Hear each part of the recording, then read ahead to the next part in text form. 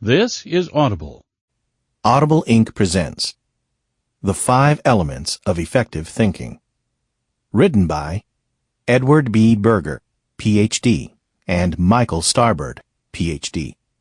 Narrated by Brian Troxell. Preface. Thinking makes the difference.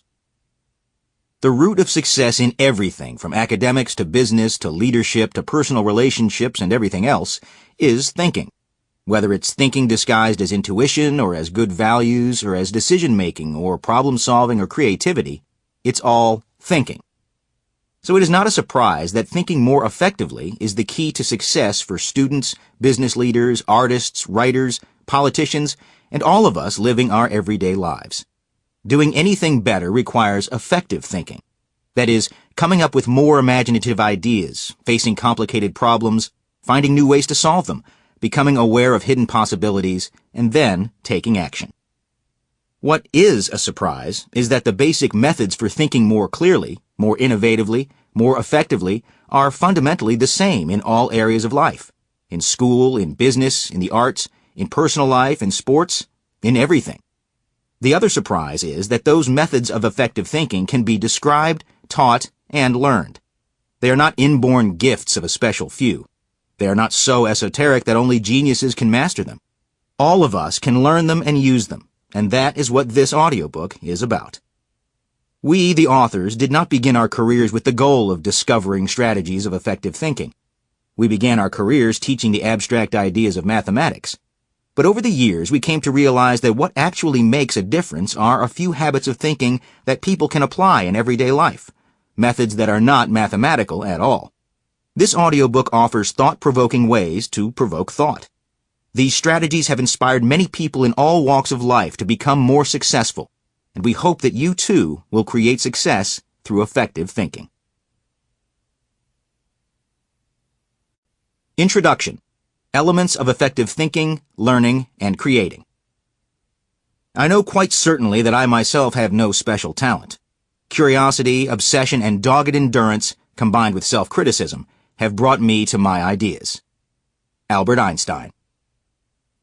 A wondrously romantic belief is that brilliant students are born brilliant and brilliant thinkers magically produce brilliant ideas. A+, the star student aces the exam. Click, Edison invents the light bulb. Liftoff, the Wright brothers soar into the sky.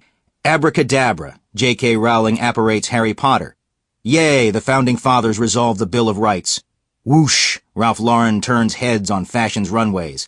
Eureka, Einstein jostles his hair and relativity falls out. We can all marvel at these fanciful visions of leaps of genius, but we should not be fooled into believing that they're reality. Brilliant students and brilliant innovators create their own victories by practicing habits of thinking that inevitably carry them step by step to works of greatness. No leaps are involved. A few basic strategies of thought can lead to effective learning, understanding, and innovation. More importantly, you yourself can master and apply those strategies. This audiobook presents practical, proven methods of effective thinking and creativity that lead to inevitable success in life. We, the authors, are teachers. We have taught hundreds of thousands of students and adults how to think more effectively. Countless times we have encountered individuals with potential and watched the drama of life's transformation unfold. Or not. Anne and Adam struggle with ideas, understand the basics, learn from mistakes, ask questions, and thrive. Fiona and Frank, with the same native talent, start at the same place, but they memorize without understanding, fear error, avoid uncertainty, and do not succeed. This audiobook is about what makes the difference. Education does not stop with the end of your formal schooling. Whether you are currently in school or your formal school days are long past, you are still a student and, hopefully, will always be one. You can choose to learn habits of thought that will help you to meet the ongoing challenges of life, personal, professional, and societal. Imagine Marie Curie, Albert Einstein, and William Shakespeare as students. Today we know them as famous geniuses, but when they were in school, they didn't walk around wearing a future genius button.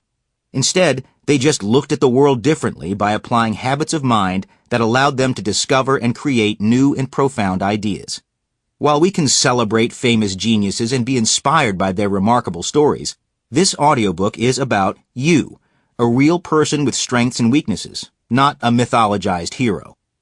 Look down at your shirt. If you don't see a future genius button, then you too have the potential to innovate. Creativity is not a matter of magical inspiration. This audiobook describes habits that will automatically cause you to regularly produce new knowledge and insight. Remember, extraordinary people are just ordinary people who are thinking differently, and that could be you. Ordinary students can attain extraordinary heights. Mark was one of our mathematics students whose work at the beginning of the semester was truly dismal. He was so lost that his homework assignments were neither right nor wrong. They were simply nonsense. He merely recycled math terms that he wrote down during class discussions without even knowing their meaning.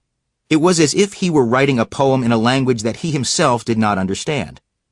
Although he was genuinely dedicated, Mark appeared to be the textbook example of a lost cause. By the end of the semester, however, Mark had transformed himself into a different person, a person who was able to think about mathematics in clever and imaginative ways.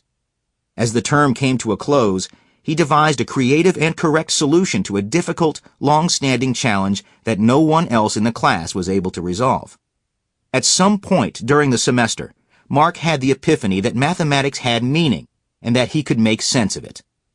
He returned to the most basic ideas of the subject, ideas that he had seen years before but never truly grasped. He floundered when he viewed learning as memorizing techniques and repeating words. He succeeded when he sought to understand fundamental ideas deeply. With his new mindset, building up a solid understanding of the subject was relatively easy, and his success in the class was inevitable. The principles of understanding the unknown and finding creative insights that transformed Mark's life can be taught, learned, and applied broadly across disciplines and professions. We have seen these methods of thinking transform otherwise ordinary people into innovative leaders, authors, artists, financial gurus, teachers, film producers, scientists, and, in a number of cases, multi-millionaires. Education is what survives when what has been learned has been forgotten. B.F. Skinner. Given that we, the authors, are professors, it is not surprising that many stories in this audiobook take place in classroom settings. However, we have also taught tens of thousands of lifelong learners. So when we offer illustrations from our school experiences, we hope that you will view them literally if you are in the classroom, either as a student or teacher, or metaphorically if you now find yourself outside of the ivy-covered walls of the academy. When Aesop wrote The Tortoise and the Hare, he was not aiming exclusively at the turtle market. Taking tests, earning grades, and understanding course material are actions that we face analogously throughout life. Instead of formal tests, we encounter challenges from employers or even family and friends. Instead of earning grades, we are judged in the workplace and in social settings. Instead of understanding course material, we regularly need to master new skills and absorb new knowledge to keep up with a rapidly changing world. All our stories have direct relevance to you and your life. 5 elements of thinking and learning. The surprising fact is that just a few learnable strategies of thinking can make you more effective in the classroom, the boardroom, and the living room. You can personally choose to become more successful by adopting 5 learnable habits, which, in this audiobook, we not only explain in detail but also make concrete and practical. Here in this section, we briefly introduce those important habits to come. Understand deeply. Don't face complex issues head-on. First, understand simple ideas deeply. Clear the clutter and expose what is really important. Be brutally honest about what you know and don't know. Then see what's missing, identify the gaps, and fill them in. Let go of bias, prejudice, and preconceived notions. There are degrees to understanding. It's not just a yes or no proposition, and you can always heighten yours. Rock-solid understanding is the foundation for success. Make mistakes. Fail to succeed. Intentionally get it wrong to inevitably get it even more right. Mistakes are great teachers. They highlight unforeseen opportunities and holes in your understanding. They also show you which way to turn next, and they ignite your imagination. Raise questions. Constantly create questions to clarify and extend your understanding. What's the real question? Working on the wrong questions can waste a lifetime. Ideas are in the air. The right questions will bring them out and help you see connections that otherwise would have been invisible. Follow the flow of ideas. Look back to see where ideas came from, and then look ahead to discover where those ideas may lead. A new idea is a beginning, not an end. Ideas are rare. Milk them. Following the consequences of small ideas can result in big payoffs. These 4 building blocks are basic elements for effective thinking, and we devised an easy way for you to remember them. You only need to recall the classical elements that were once believed to comprise the essential parts of all nature and matter. Those elements, which predated Socrates and influenced Renaissance culture and thought, are earth, fire, air, and water. So to help trigger your memory and enable you to apply these techniques, we associate each classical element with one of our strategies for effective thinking, learning, and creating. Earth, understand deeply. Fire, make mistakes. Air, raise questions. Water, follow the flow of ideas. By mastering these strategies, you can and will change. The classical elements of nature included a 5th special element, the quintessential element, that was the changeless matter from which all the heavens were made. Ironically, here in our context of thinking and learning, the quintessential element is change. Change. The unchanging element is change. By mastering the first 4 elements, you can change the way you think and learn. You can always improve, grow, and extract more out of your education, yourself, and the way you live your life. Change is the universal constant that allows you to get the most out of living and learning. In any movie, play, or literary work, media scholars tell us how to determine who truly is the main character of the story. It's the individual who, by the end, has changed the most. Your life is an exciting journey.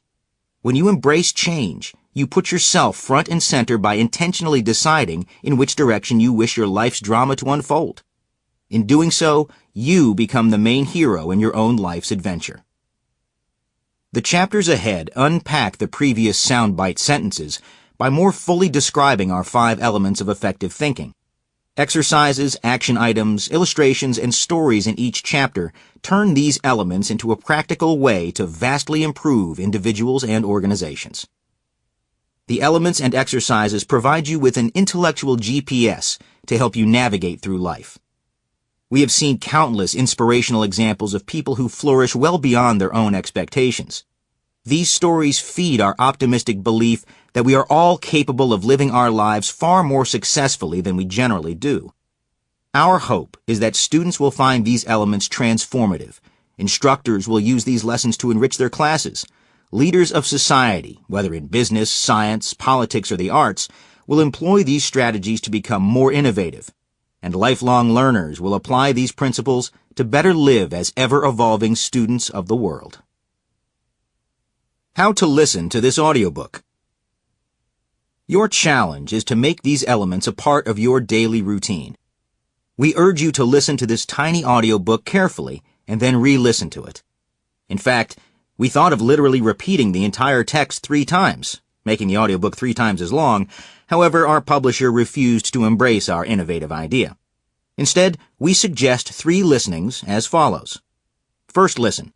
Take it all in and don't mind the details. Throughout the audiobook, we provide exercises where we invite you to pause, look back, contemplate, and experiment. However, during your first listen, don't necessarily pause to attempt these exercises. Instead, get a global sense of the entire story we are telling. Second listen. Give it a test drive. Return to the beginning and carefully re-listen to the audiobook, this time stopping to think about and to apply the suggestions and exercises to your life. Third listen. Make it your own. You have now tried the exercises and reflected on the elements twice. In this third listen, work toward letting those methods become second nature. We encourage you to revisit chapters again and again. Different elements will resonate with you at different times. The more you absorb and practice these elements of thinking, the more you will get out of them. Earth. 1. Grounding your thinking. Understand deeply. He never did a thing so very bad. He don't know why he isn't quite as good as anyone. From The Death of the Hired Man by Robert Frost. Silas felt the nervous excitement that all students feel as their professor returns graded midterms. When Silas saw the red 58% on the top of his exam, he was frustrated, annoyed, and bewildered. "I really knew the stuff on the test. I just made a bunch of stupid little mistakes. I really knew it, really." And he really believed he knew it, really. Sadly, such unpleasant surprises do not necessarily end after we receive our diplomas. Many people spend their entire careers confidently, and erroneously, thinking they know more and deserve more than their yearly evaluations, salaries, and success seem to reflect.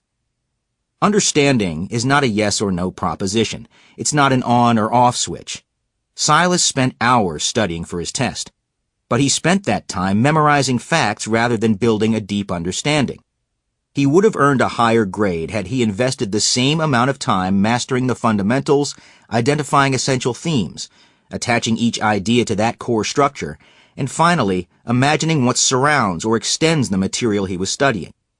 Instead, Silas's strategy was like a well-intentioned elementary school student who meticulously memorizes the mechanics of adding two-digit numbers, but has no idea why the process works, and as a result, adding three-digit numbers is as alien as visiting another planet. Silas's understanding was, at best, thin and fragile. Even tiny variations threw him, because he viewed his job as pinning down a certain number of isolated facts rather than understanding the meaning and connections of the ideas. When you learn anything, go for depth and make it rock solid. If you learn a piece of music for the piano, then instead of just memorizing finger movements, learn to hear each note and understand the structure of the piece. Ask yourself, can I play the notes of the right hand while just humming the notes of the left hand? If you study the Civil War, rather than memorizing some highlights, Lincoln was president, Lee was a general, slavery played a role, you can try to understand the background, competing forces, and evolving social values that ignited the bloody conflict. When you make political decisions, instead of focusing on a candidate's good looks and 15-second sound bites, you can objectively learn about the issues and develop your own reasoned opinions. You can understand anything better than you currently do. Setting a higher standard for yourself for what you mean by understanding can revolutionize how you perceive the world. The following steps illustrate why a deep understanding is essential to a solid foundation for future thinking and learning. 1. Understand simple things deeply. The most fundamental ideas in any subject can be understood with ever-increasing depth. Professional tennis players watch the ball. Mathematicians understand a nuanced notion of number. Successful students continue to improve their mastery of the concepts from previous chapters and courses as they move toward the more advanced material on the horizon. Successful people regularly focus on the core purpose of their business or life. True experts continually deepen their mastery of the basics. Trumpeting understanding through a noteworthy lesson. Tony Plog is an internationally acclaimed trumpet virtuoso, composer, and teacher. A few years ago, we had the opportunity to observe him conduct a master class for accomplished soloists. During the class, each student played a portion of his or her selected virtuosic piece. They played wonderfully. Tony listened politely and always started his comments, "Very good, very good. That is a challenging piece, isn't it?" As expected, he proceeded to give the students advice about how the piece could be played more beautifully, giving suggestions about physical technique and musicality. No surprise, but then he shifted gears. He asked the students to play a very easy warm-up exercise that any beginning trumpet player might be given.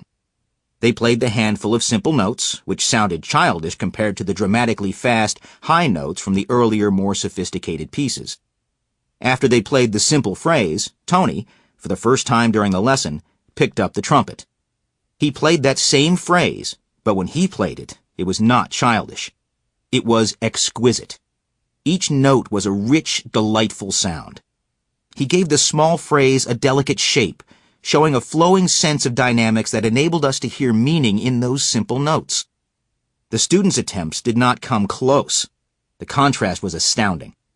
The fundamental difference between the true master and the talented students clearly occurred at a far more basic level than in the intricacies of complex pieces. Tony explained that mastering an efficient, nuanced performance of simple pieces allows one to play spectacularly difficult pieces with greater control and artistry. The lesson was simple. The master teacher suggested that the advanced students focus more of their time on practicing simple pieces intensely, learning to perform them with technical efficiency and beautiful elegance. Deep work on simple, basic ideas helps to build true virtuosity, not just in music, but in everything. What is deep understanding? How can you realize when you don't know something deeply? When the advanced trumpet students played the simple phrase, they played every note and it sounded good to them. Before hearing the contrast between their renditions and the true virtuoso's performance, the students might not have realized that it was possible to play that phrase far, far better. In everything you do, refine your skills and knowledge about fundamental concepts and simple cases. Once is never enough. As you revisit fundamentals, you will find new insights. It may appear that returning to basics is a step backward and requires additional time and effort. However, by building on firm foundations, you will soon see your true abilities soar higher and faster. A way to provoke effective thinking. Master the basics. Consider a skill you want to improve or a subject area that you wish to understand better. Spend 5 minutes writing down specific components of the skill or subject area that are basic to that theme. Your list will be a free-flowing stream of consciousness. Now pick one of the items on your list and spend 30 minutes actively improving your mastery of it. See how working deeply on the basics makes it possible for you to hone your skill or deepen your knowledge at the higher levels you are trying to attain. Apply this exercise to other things you think you know or would like to know. Illustration. A student's response in trying to understand basic economics. Step 1. A brainstorming list of components. Maximize profits, free markets, supply and demand, equilibrium of supply and demand. Note that the student's list is neither organized nor complete, which is great. Step 2. Improve understanding of equilibrium of supply and demand. First, I need to understand what the graphs of the supply and demand curves mean. The horizontal axis is the quantity, and the vertical axis is the price. So I see why the demand graph curves down to the right, and the supply graph curves up to the right. I think that equilibrium is the point of intersection of those two graphs. But if the quantity level is to the left of that intersection, then the price for demand is higher than the price for supply. I don't know what that means. Note that this student successfully identified a lack of understanding of a basic idea, namely, what the supply and demand graphs represent. He now knows what he should work on first. A firm understanding of that basic idea will allow him to progress further and faster in the future. The whole of science is merely a refinement of everyday thinking. Albert Einstein. A common-sense approach leads to the core. Many of the most complicated, subtle, and profound ideas arise from looking unmercifully clearly at simple, everyday experiences. Calculus is one of the most influential concepts in history. It has fundamentally changed the way we experience life today. Everything from space exploration to plasma TVs, computers, and cell phones would not exist without calculus. And calculus is based on thinking deeply about simple, everyday motion, like an apple falling from a tree. In 1665, England suffered an epidemic of the bubonic plague. Cambridge University was closed for fear of spreading the dreaded disease, so Isaac Newton and the other students were sent home. Newton spent the next 2 years on his aunt's farm, during which time he formulated the fundamental ideas of calculus and the laws of physics. The famous story about Newton sitting under an apple tree when an apple fell on his head, giving him the idea of universal gravitation and calculus, may be almost literally true. Thinking about the speed of a falling apple can generate the idea of the derivative, the profound extension of the basic notion that speed equals distance divided by time. Thinking about how far the apple would fall if you knew its speed at each instant leads to the idea of the integral, the abstraction that distance equals speed multiplied by time. The grandest, most cosmic ideas, such as how the planets move, arise from thinking deeply about an apple beaning Newton on the noggin. Newton described the universe, the behavior of the sun, planets, and distant stars, using the same laws that describe everyday occurrences like apples falling from trees. The simple and familiar hold the secrets of the complex and unknown.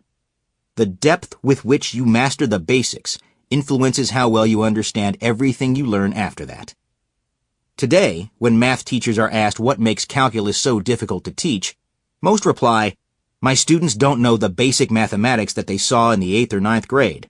One secret to mastering calculus is to truly master basic algebra. In any class, when preparing for your next exam, make sure you can earn a 100% on all the previous exams. If you can't, then you're not ready for the test looming in your future. Instructors should also embrace this fundamental reality and help their students have a firmer grasp of the basics that preceded the material currently being explored. To learn any subject well and to create ideas beyond those that have existed before, return to the basics repeatedly. When you look back after learning a complicated subject, the basics seem far simpler. However, those simple basics are a moving target. As you learn more, the fundamentals become at once simpler, but also subtler, deeper, more nuanced, and more meaningful.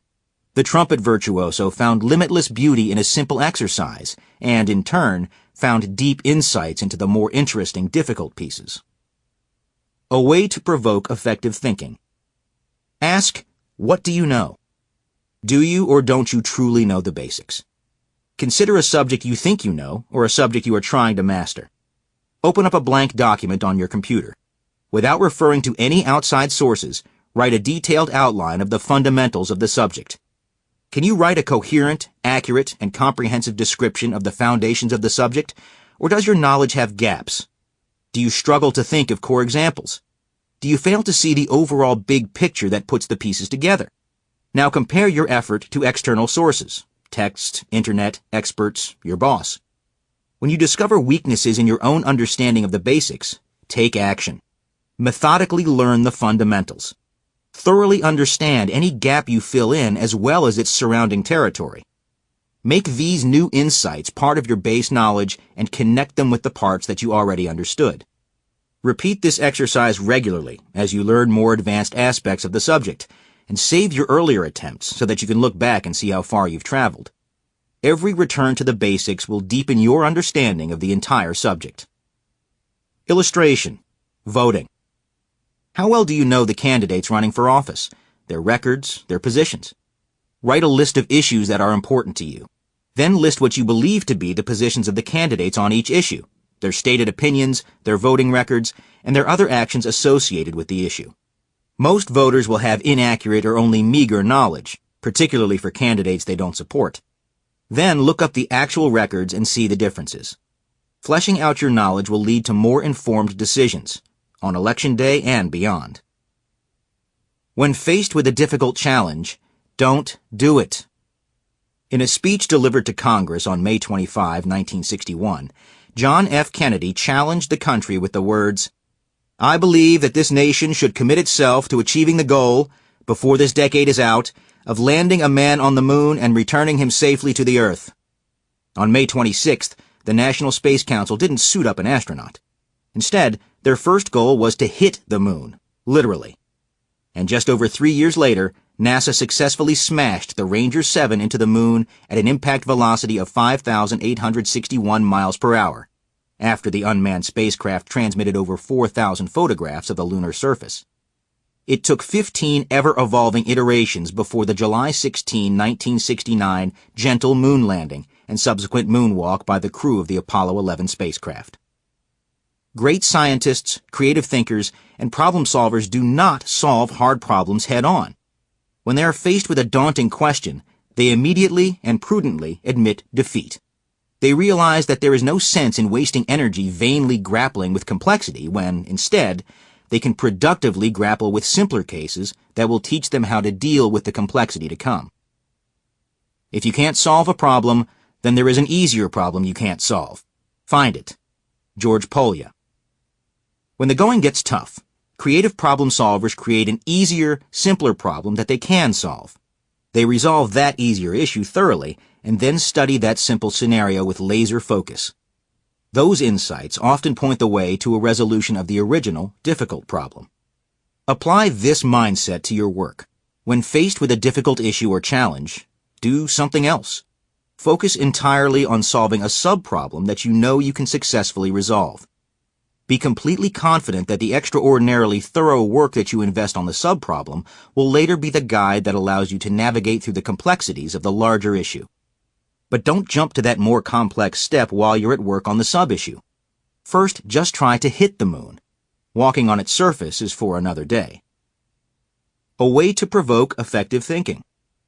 Sweat the small stuff. Consider some complex issue in your studies or life. Instead of tackling it in its entirety, find one small element of it and solve that part completely. Understand the sub-issue and its solution backwards and forwards. Understand all its connections and implications. Consider this small piece from many points of view and in great detail. Choose the sub-problem to be sufficiently small that it is possible to give it this level of attention. Only later should you consider how your efforts could help solve the larger issue. Illustration. A student's response to this exercise applied to time management.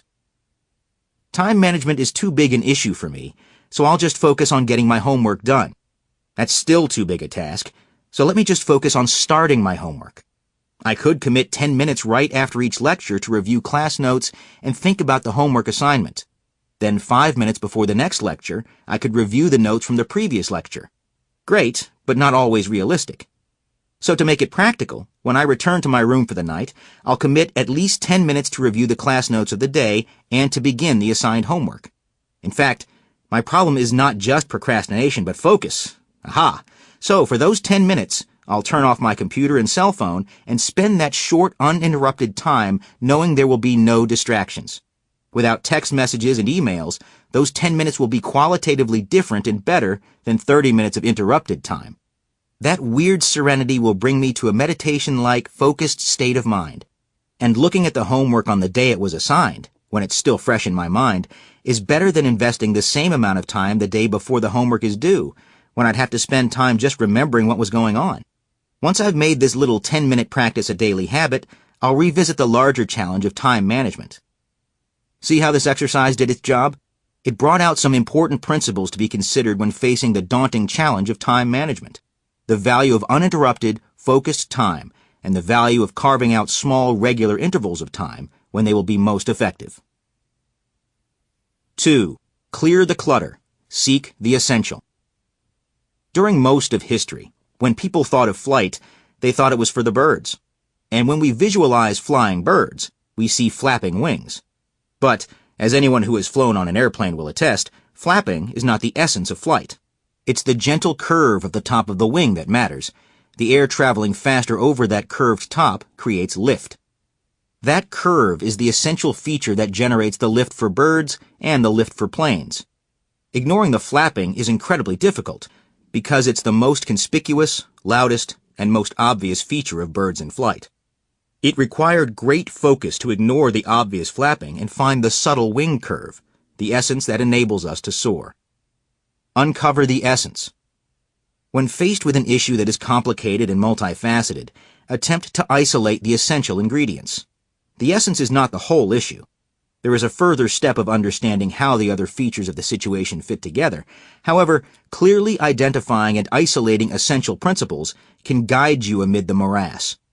The strategy of clearing the clutter and seeking the essential involves 2 steps. Step 1. Identify and ignore all distracting features to isolate the essential core. Step 2. Analyze that central issue and apply those insights to the larger whole. Desperately Seeking Waldo. In a series of children's picture books by Martin Handford called Where's Waldo, each page contains a large image completely overrun with hundreds of little cartoon figures entangled together. One of the characters is Waldo, who wears a distinctive red and white striped shirt and round glasses. Waldo would be easy to find if it were not for the hundreds of other figures on the page. Children enjoy finding Waldo amid the clutter. If the non-Waldo figures were removed, locating Waldo would be trivial and boring. The challenge comes from the clutter. If you literally clear the clutter from your desk, the remaining items are easy to find. But clearing the clutter can expose not only those things that you know are there, but can reveal the otherwise invisible essence of the situation. Many real questions are surrounded and obscured by history, context, and adornments. Within that cloud of vaguely related, interacting influences, you need to pluck out the central themes.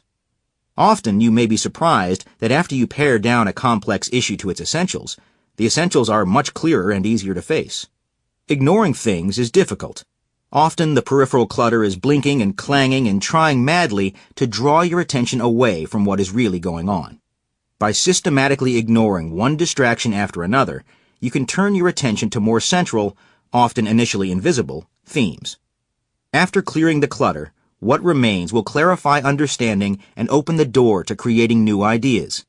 Remember, you may not be able to see everything, but you can certainly ignore most things. There is no abstract art. You must always start with something. Afterward, you can remove all traces of reality. Pablo Picasso. Picasso's work, just plain bull. In 1945 to 1946, Pablo Picasso produced a powerful series of drawings of bulls. When you arrange his bulls in order of detail, the most detailed is a realistic drawing of a bull. All the features are there. Then, in a series of 18 drawings, Picasso step by step simplifies the previous image. The shading of the hide vanishes. The details of the muscles disappear. The texture is gone. The three-dimensionality evaporates. By the 18th bull, we see a line drawing, a simple image consisting of 10 curves and 2 ovals. But those 12 marks distill the essence of that bull, its strength and masculinity. The clutter is gone. The essence remains. This final image was the only one in the series that Picasso entitled The Bull. By systematically cutting away peripheral parts, being careful not to turn the bull into a cow, we force ourselves to appreciate what's important. A way to provoke effective thinking. Uncover one essential. Consider a subject you wish to understand and clear the clutter until you have isolated one essential ingredient. Each complicated issue has several possible core ideas. You are not seeking the essential idea, you are seeking just one. Consider a subject and pare it down to one theme. In fact, you might perform this exercise on yourself.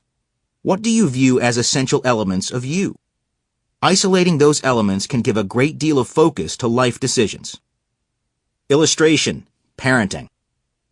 Bringing up children requires making many decisions on a daily basis. Getting advice about every scenario is impractical. Instead, identify one or two essential goals and use them to guide your actions. For example, one goal may be to raise children to become independent thinkers who take personal responsibility for life decisions. That goal would influence your decision if your children repeatedly fail to complete homework assignments. Do you embrace the easier, short-term solution of finishing their homework? Or do you take the more difficult approach of encouraging your children to learn for themselves? Having essential goals in mind makes daily decisions clearer. Whether you are a parent or not, this same perspective can help everyone, teachers, students, business people, and even politicians, make daily decisions that aim toward long-term goals, rather than toward short-term goals that may be diversions. Once you have isolated the essential, you have armed yourself with a solid center upon which to build and embellish. The core is not the whole issue, but it is a lodestar that can guide you through turbulent storms and complications. What's core? What's fluff? Find what's at the center and work out from there. You can confidently center yourself. 3. See what's there. You and everyone else have prejudices. Admit it already and move forward from there. 2 anonymous authors of this audiobook. We, the authors, have a passion for art, but sadly our enthusiasm far exceeds our talent. Some years ago, while I, Berger, was visiting Denison University in Ohio, I met a studio art professor, and thus had a chance to ask an expert about painting. I simply asked the artist, "Tell me one insight into painting." The artist, a bit surprised by the out-of-the-blue request, thought for several moments and then responded, "Shadows are the color of the sky." I didn't really believe him at first. Like most people, I thought shadows were gray or black, but if you look closely, you will see that indeed shadows in the great outdoors do have color, albeit subtle and muted. This artistic insight struck me as meaningful beyond just looking at shadows. It showed something about seeing what is actually there rather than what seems to be there. I had seen shadows every day of my life, but I was wrong about what they really look like. Those colorful shadows gave me a whole new view of the world, a fresh perspective that transcends issues of art. Whenever you see an issue or understand a concept, be conscious of the lens through which you're viewing the subject. You should assume you're introducing bias. The challenge remains to identify and let go of that bias or the assumptions you bring, and actively work to see and understand the subject anew. Whether it be physical characteristics of what you see, emotional aspects of what you feel, or conceptual underpinnings of what you understand, acknowledging and then letting go of bias and prejudice can lead you to see what's truly there and, often more importantly, to discover what's missing. 2 experiences from 2 art classes. Studying art can help us see the real world more clearly. Here, we recount 2 brief episodes about our own challenges as art history students. While an undergraduate at Pomona College, I, Starbird, found myself in the back row of a medieval art history course taught by a truly refined scholar who was very old. Students believed that the secret to her nearly infinite knowledge of Gothic cathedrals was that she was actually present when they were built. One day in class, the ancient professor showed a slide of a medieval painting and asked, "Mr. Starbird, what do you see in this painting?" Of course, nothing profound came to mind. The picture just seemed strange. The body parts were distorted, and the bright gold halos looked like the arches at McDonald's, which made my stomach growl. But I knew that art was supposed to have meaning. So I tried to imitate the art analysis that I had heard and replied, "I think the halo of light represents the circle of life, emerging from the darkness of the primeval void, arcing into a shining glory, and descending again to the abyss of eternity." Without missing a beat, the dignified professor retorted, "Cut the bull and tell us what you see." Not the reaction I expected.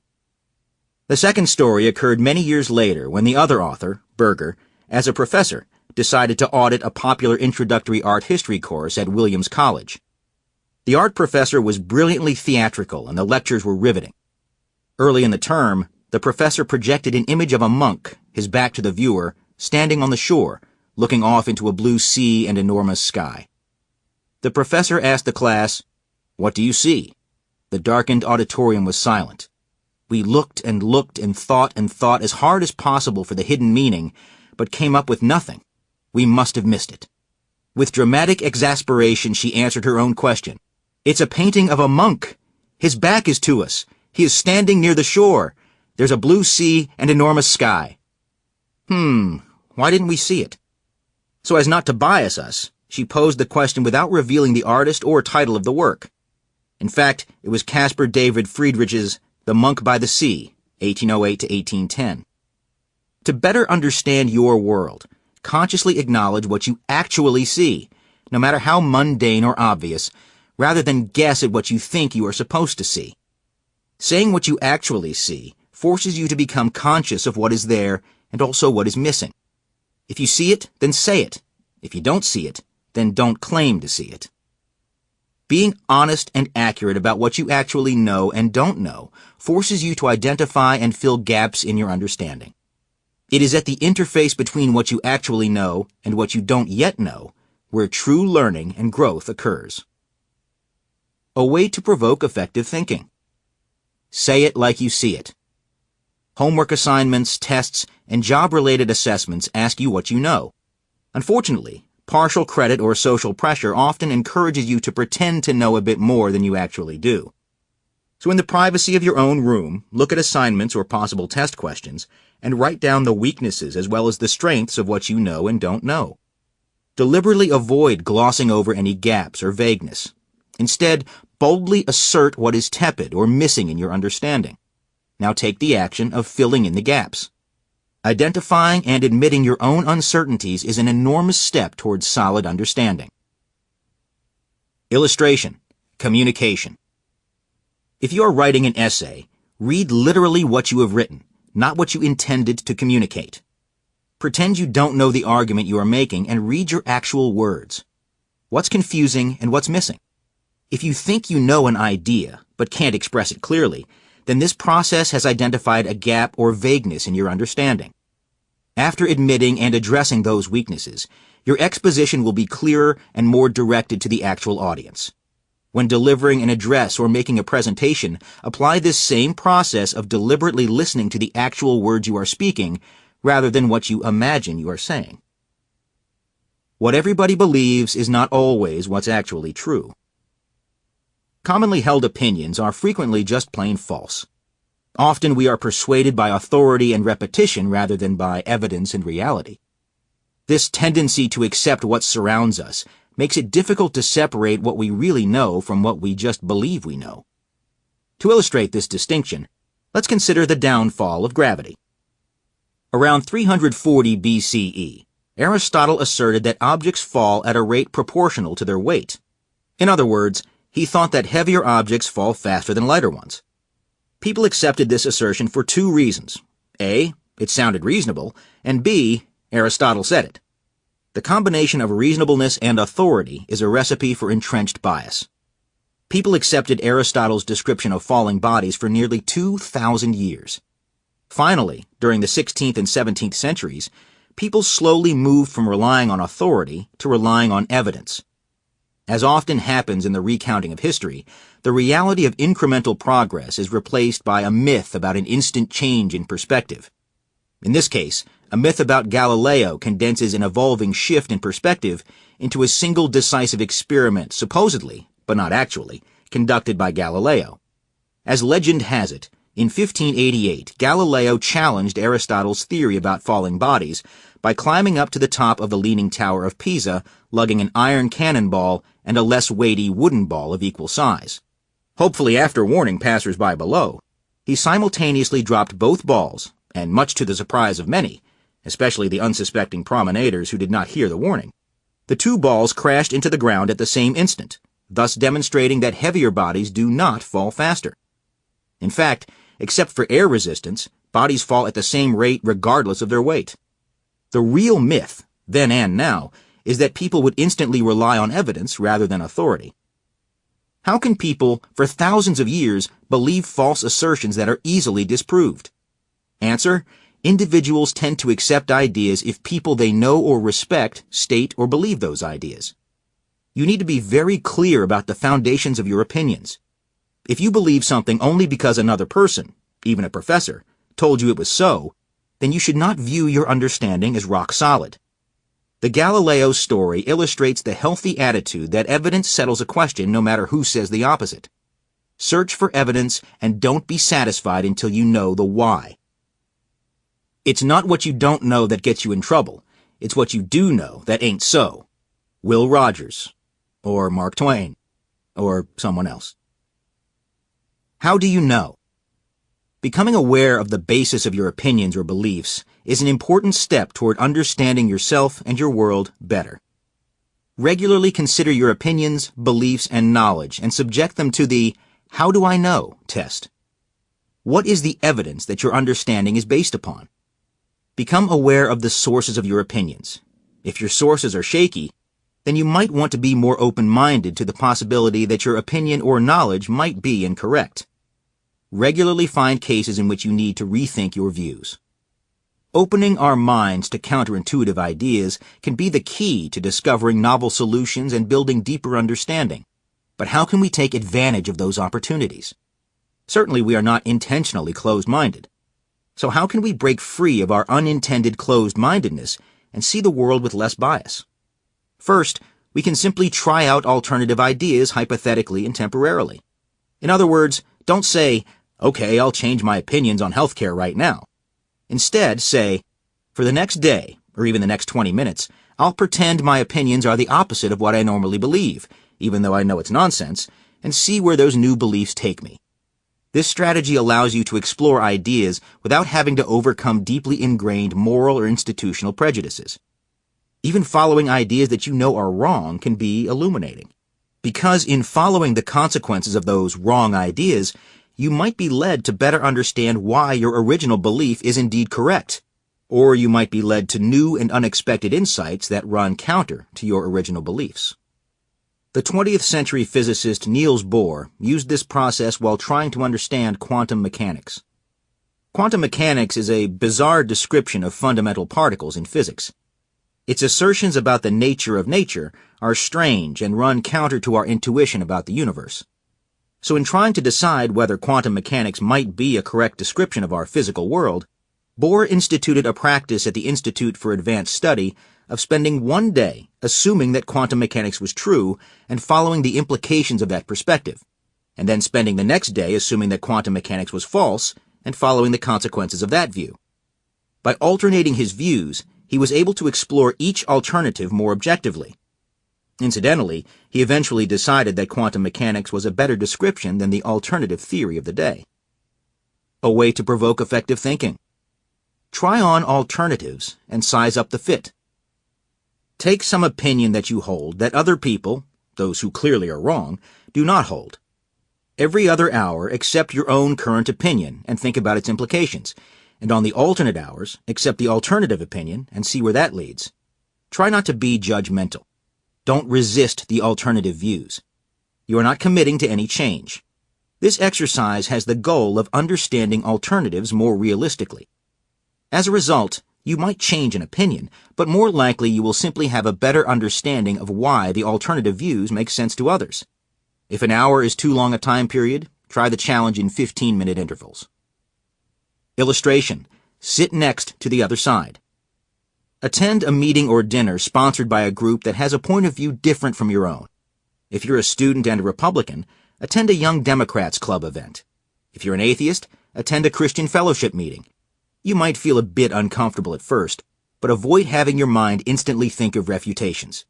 Instead, listen and try to empathize and see a new point of view, and perhaps make a new connection. 4. See what's missing.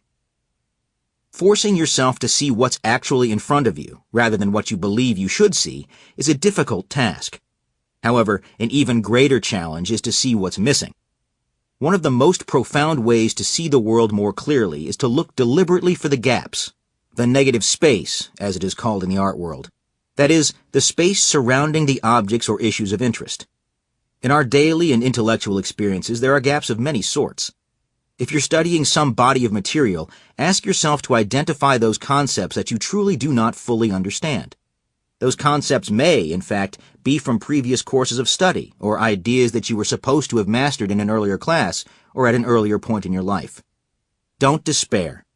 Honestly admitting those gaps in knowledge and understanding is the first important step in attempting to fill them. Of course, a harder question is, how can you see what's truly invisible? Add the adjective and uncover the gaps. Let's return to a time in which photographs were not in living color. During that period, people referred to pictures as photographs rather than black and white photographs as we do today. The possibility of color did not exist, so it was unnecessary to inject the adjective black and white. However, suppose we did include the phrase black and white before the existence of color photography. By highlighting that reality, we become conscious of current limitations and thus open our minds to new possibilities and potential opportunities. World War I was only given that name after we were deeply embattled in World War II. Before that horrific period of the 1940s, World War I was simply called the Great War, or even worse, the War to End All Wars. What if we had called it World War I back in 1918? Such a moniker might have made the possibility of a second worldwide conflict a greater reality for governments and individuals, and perhaps led to better international policy decisions. We become conscious of issues when we explicitly identify and articulate them. In 1937, Sylvan Goldman, a small grocery store owner, wanted to better understand his shoppers. In describing the buying ability of a customer, he must have come up with something such as, "It is limited to what that person can carry." Armed with this insight and his desire to allow his customers to buy more, Mr. Goldman took some wooden folding chairs, affixed wheels to their legs, and a basket to their seats. Goldman invented the shopping cart. Not only did the cash start rolling in, but it also led the way for department, retail, electronic, and home improvement stores of the future to move lots and lots of merchandise. By just describing what was there, he was led to see the invisible. A way to provoke effective thinking. See the invisible. Select your own object, issue, or topic of study and attach an adjective or descriptive phrase, such as the first for the World War, that points out some reality of the situation, ideally some feature that is limiting or taken for granted. Then consider whether your phrase suggests new possibilities or opportunities. It might be helpful to consider this exercise as a word association game. For example, if you are a student, you could consider a word such as semester, and then list the first few adjectives that come to mind. For example, busy, boring, tiring, exciting, etc. Use your newfound adjectives to create interesting and provocative insights that otherwise might have gone unnoticed. Illustration: an education. Caroline was contemplating the issues of education and decided to apply the include the adjective exercise. She quickly described the current educational system as non-individualized education. That designation immediately made her wonder about the extent to which education could, perhaps in the future, be tailored to individual differences in learning styles, in what each individual knows, in goals for education, and so forth. These thoughts were all inspired by just her description of how we teach today. 5. Final thoughts: deeper is better. Understand deeply is great advice, but what does it really mean? The truth is that most of us never understand anything deeply. After not doing well on a test, students often tell us, "I knew it, but I couldn't explain it." To which we respond, "If you can't explain it, you don't know it." Understanding simple things deeply means mastering the fundamental principles, ideas, and methods that then create a solid foundation on which you can build. Seeking the essential creates the core or skeleton that supports your understanding. Seeing what's actually there without prejudice lets you develop a less biased understanding of your world. And seeing what's missing helps you to identify the limits of your knowledge, to reveal new possibilities, and to create new solutions to complex problems. From the physical world to society, academics, personal relations, business, abstract ideas, and even sports, a deep examination of the simple and familiar is a potent first step for learning, thinking, creating, and problem-solving. Perhaps the simplest metaphor for seeing the world more deeply is not metaphorical at all, but literally to look at the familiar world under magnification. When we focus a magnifying glass and then a microscope on ordinary objects, we suddenly see not only new worlds, but also explanations and organizing principles for our original macroscopic world. In fact, we associate understanding with the element earth because when we attain a rich understanding, we are literally standing upon rock-solid, firm ground. Earth is that which is under where we stand. When you look at your familiar world with unaccustomed depth and clarity, your own world will open up to show richness, structure, and meaning that you never saw before.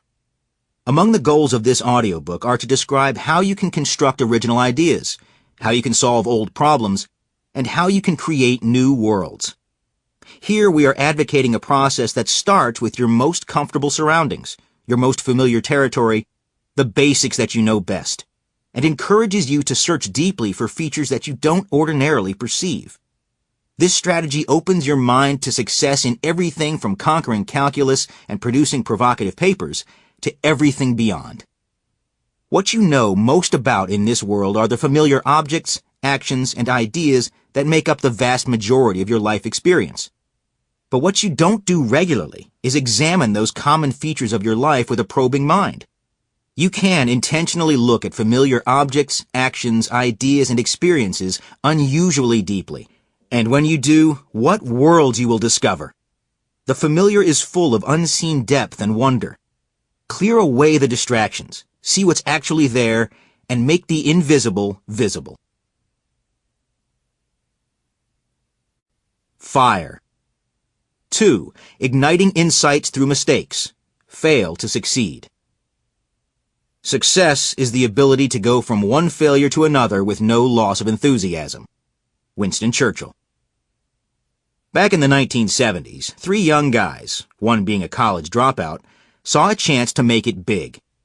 They put the rubber to the road and created a company that would efficiently analyze automobile traffic data collected from pneumatic road tube counters, and gave their new venture the catchy company name Trafo Data.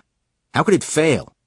Although they produced some fine hardware and software, They ended up generating just a few $1,000s in revenue and quickly admitted defeat and closed the fledgling business. It was a failure. But through that failed enterprise, those techno-geeks gained considerable and profound insights into computing machines and their true potential.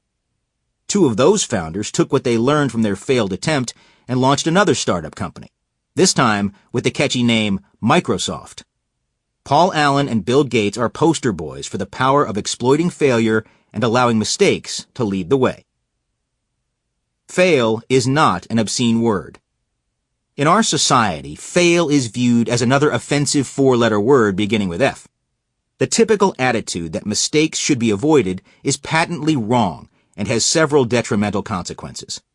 The mindset that mistakes are poisonous often freezes us into inaction. If we have the healthier attitude that failure is a potent teacher and a scheduled stop along the road to success, then we find ourselves liberated to move forward sooner, because mistakes are actions we definitely can take at any time. If you're stuck, a mistake can be just the thing to unstick you. Any creative accomplishment evolves out of lessons learned from a long succession of missteps. Failure is a critical element of effective learning, teaching, and creative problem solving. Mistakes direct our attention in productive ways by forcing us to focus on the specific task of determining why the attempt at hand failed. Effective failure is an important, positive, and, as in the case of Microsoft, lucrative, step toward success. Viewing failure as an opportunity for learning requires a fresh mindset. If you think, I'm stuck and giving up, I know I can't get it right, then get it wrong. Once you make the mistake, you can ask, why is that wrong? Now you're back on track to figuring out the original challenge at hand. Students need to experience the arc of starting with failure and ending with success.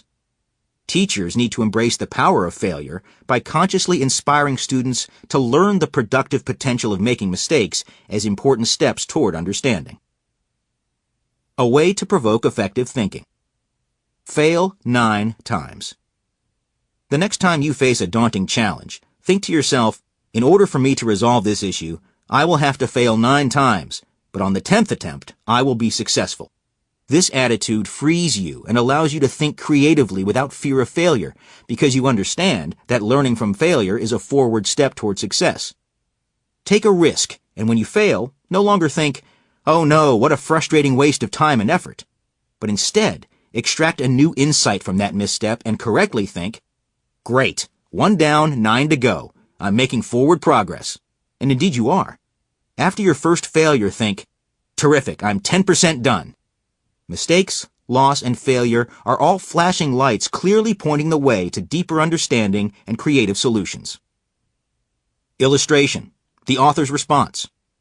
We see ourselves as teachers of effective thinking. As such, we are so committed to failure that we assess and reward it. In our classes, 5% of our students' course grades are based on their quality of failure. You want an A in our classes? You had better fail and fail productively. That is, learn through those failed efforts. Every mistake is a teacher and holds a lesson. When you are working on problems that have not yet been solved, there are no guarantees about how soon you will find answers. The unknown solutions may be miles and years away, or you might be surprised to find them tomorrow, right around the corner.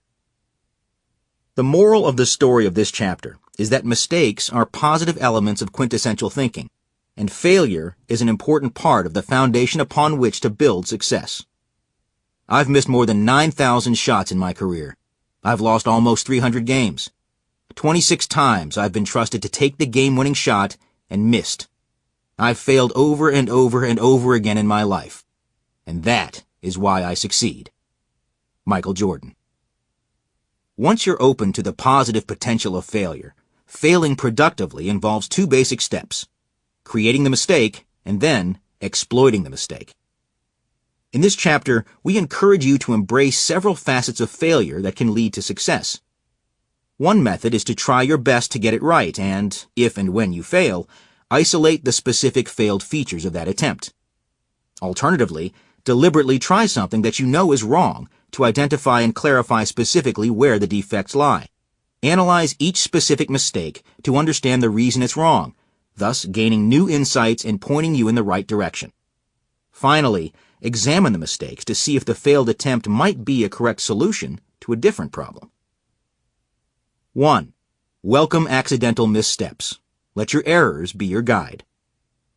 A specific mistake is an excellent source of insight and direction because a mistake gives you something specific to think about. This attempt is wrong because blank. When you fill in the blank, you are forcing yourself to identify precisely what is wrong with your attempted solution. This process shifts the activity from trying to think of a correct solution, which you don't know at the moment, to the activity of correcting mistakes, which is often something you can do. Mary does mathematics. Mary was a first-year art and literature major in an honors program at the University of Texas. Much to her horror, the honors program had a mathematics requirement, and Mary was forced to enroll in a course appearing in the catalog as Modern Mathematics. She found herself in my, Starbird's, section of the class. Mary, along with many of her fellow students, was taking this class for one reason. She was forced to. She was truly excellent at many things, but she was not interested in math, and, in fact, she hated the subject. Not surprisingly, she was largely disengaged from the class discussions. She was going through the motions only to fulfill an unnecessary requirement, check it off her to-do list, and quickly move on. This attitude should never offend an instructor, because hopefully that instructor has his or her own goals for the class. In this case, not to create math converts, but instead for students to have an experience that could, in fact, transform their lives in a positive way, both in and beyond their formal education. This is Mary's story. One day, during a discussion about infinity, an abstract and counterintuitive subject that is challenging even for math majors, I posed a deep and subtle question. Given that math majors struggle with this issue, I knew that this question was beyond these students' reach, so I told the class that they would not be able to completely answer the question. Nevertheless, I wanted them to think about the issue as best they could. I instructed them to work in small groups to discuss the question and come up with some attempt at an answer. After about 3 minutes, I brought the small group discussions to a close and asked to hear their ideas. As a rule, instead of asking for volunteers, I cold call and pick my own volunteers, and on that day, I picked Mary. It was clear that Mary was uneasy to hear her name. When I asked her for her answer, she replied, "I don't want to say it because I know it's wrong." I, trying to be encouraging and supportive, agreed with her. "I'm sure it's wrong, but I still want to hear it." She then, reluctantly and with considerable annoyance, described her attempt. As she did, I wrote her solution on the blackboard. When she was through, I congratulated her. "You're right. Your solution is wrong." To which the entire class laughed and even Mary smiled momentarily. "But I've already told you that no one would figure it out. Now, Mary, tell me just one thing that is wrong with your answer." Mary was able to quickly and clearly articulate something that was missing from her answer. I then prompted her by asking, "Great!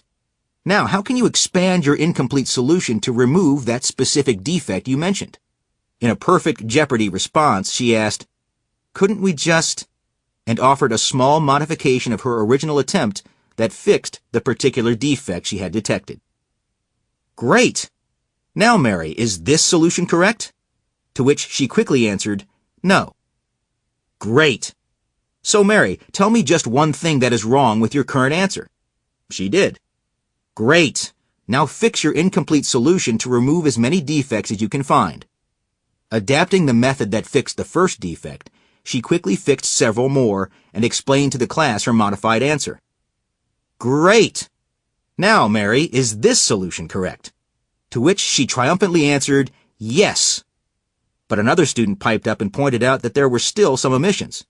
To which Mary responded, "Shoot," or words to that effect. I said, "Okay, continue on. Find an error and fix it." After 5 iterations of this process of finding an error and fixing it, Mary realized that she was getting closer and closer to a complete, correct answer. For the 6th time, I asked, "Is this solution correct?" With great confidence and pride, Mary answered, "Yes, it is." And it was correct. Moreover, the solution she discovered was creatively different from the standard answer found in math textbooks, including the textbook that we had authored. Mary created her own ideas to answer the question. My entire contribution was to ask her to make a guess, ask if that guess was correct, ask for a specific defect of the attempt, ask her to fix that particular flaw, and repeat the process. As class let out that day, Mary approached me and told me that after our little back-and-forth exercise, her mind was reeling. She had a paper due in her English class that she was stuck on. Now she knew exactly what to do.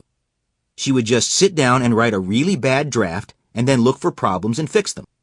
There was a specific action she could definitely take. She could make a mistake. She felt liberated. Mary's story is thought-provoking. She had resolved a difficult issue that was, by all measures, well beyond her abilities. She used a technique of thinking that made her creative, effective, and successful.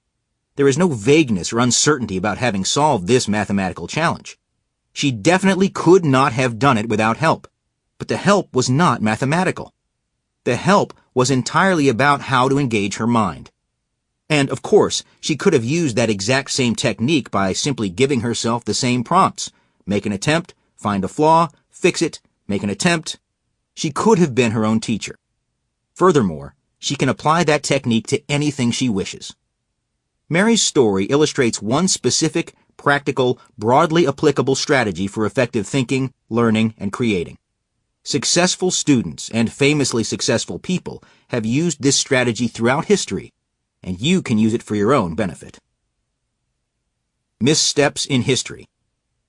Why do speeches, music, art, architecture, software, books, and plays all require first drafts?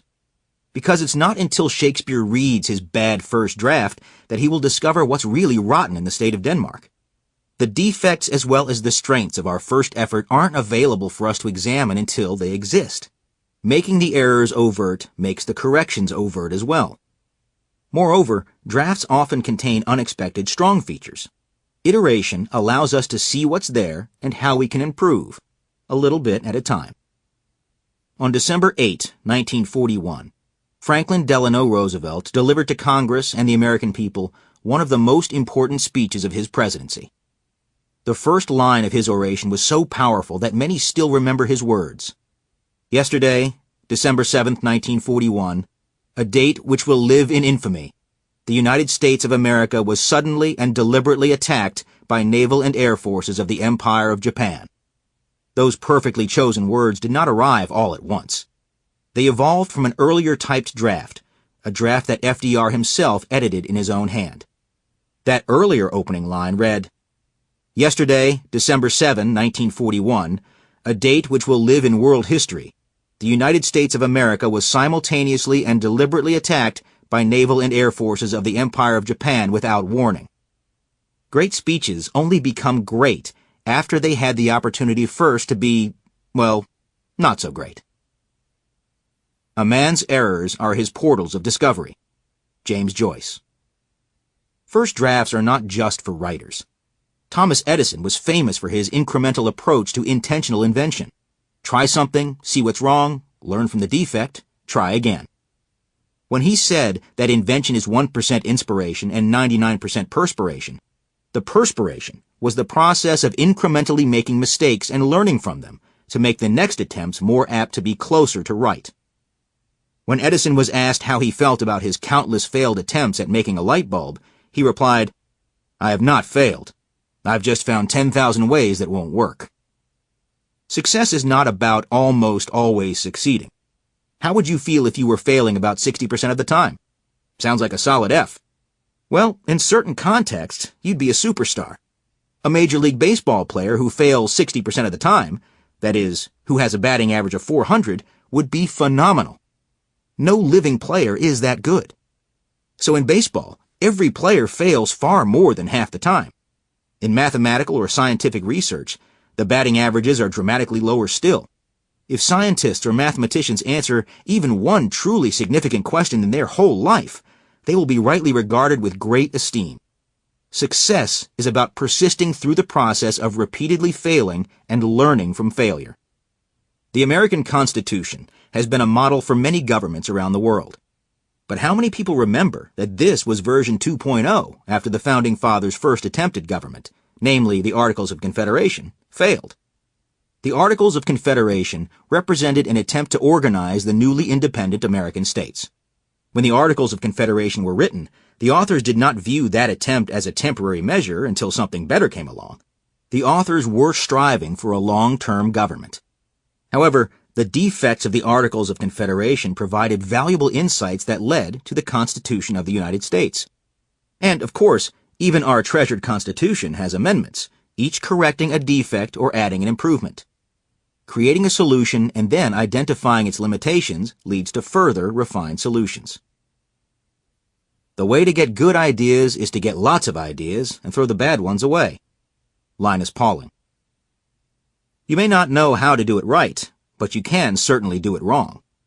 A good way to generate useful mistakes is simply to tackle the issue at hand by quickly constructing the best solution you can with little or no effort. Like magic, suddenly many useful errors will appear out of thin air. Here's a practical means by which to create ideas. A way to provoke effective thinking. Don't stare at a blank screen.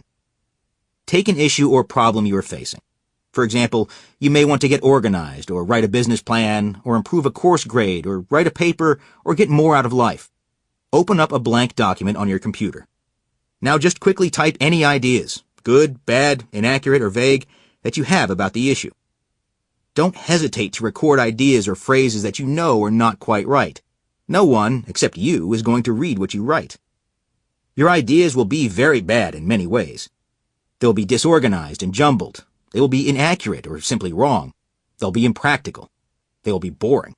They won't come close to resolving the issue. They won't be creative. Congratulations. Excellent start. You may not feel that writing down bad ideas is a worthwhile start, but one thing is certain. Writing down bad ideas is something anyone can do. Anyone at any time can write a truly awful letter, report, essay, or story. Anyone can write down specific approaches to a problem that don't work. That is not a challenge, but it's also not the end of the story. Now read what you wrote and focus on two features: what's right and what's wrong. When you just write down ideas without worrying about correctness, structure, or elegance, your thoughts about the subject often flow out freely and clearly. The ideas that you are trying to express are in you, so when you write without fretting the mistakes, the surprising reality is that you will often say what you really want to say. You will include partial truths as well as some unexpected gems. Now you have something to do. You can tease out the good elements. You might find particularly nice phrases or pieces of strong ideas. You might uncover a word that is suggestive of some unstated interesting notion. You might find that you have clarified for yourself the core of the idea that you want to express. Looking for good features in your bad first attempt is a great first step towards some creative, high-quality work. Next, see if you can recognize and exploit what's wrong. When something is bad, it's often easy to see what's wrong and identify mistakes. Now you have something to do. Correct the errors you see.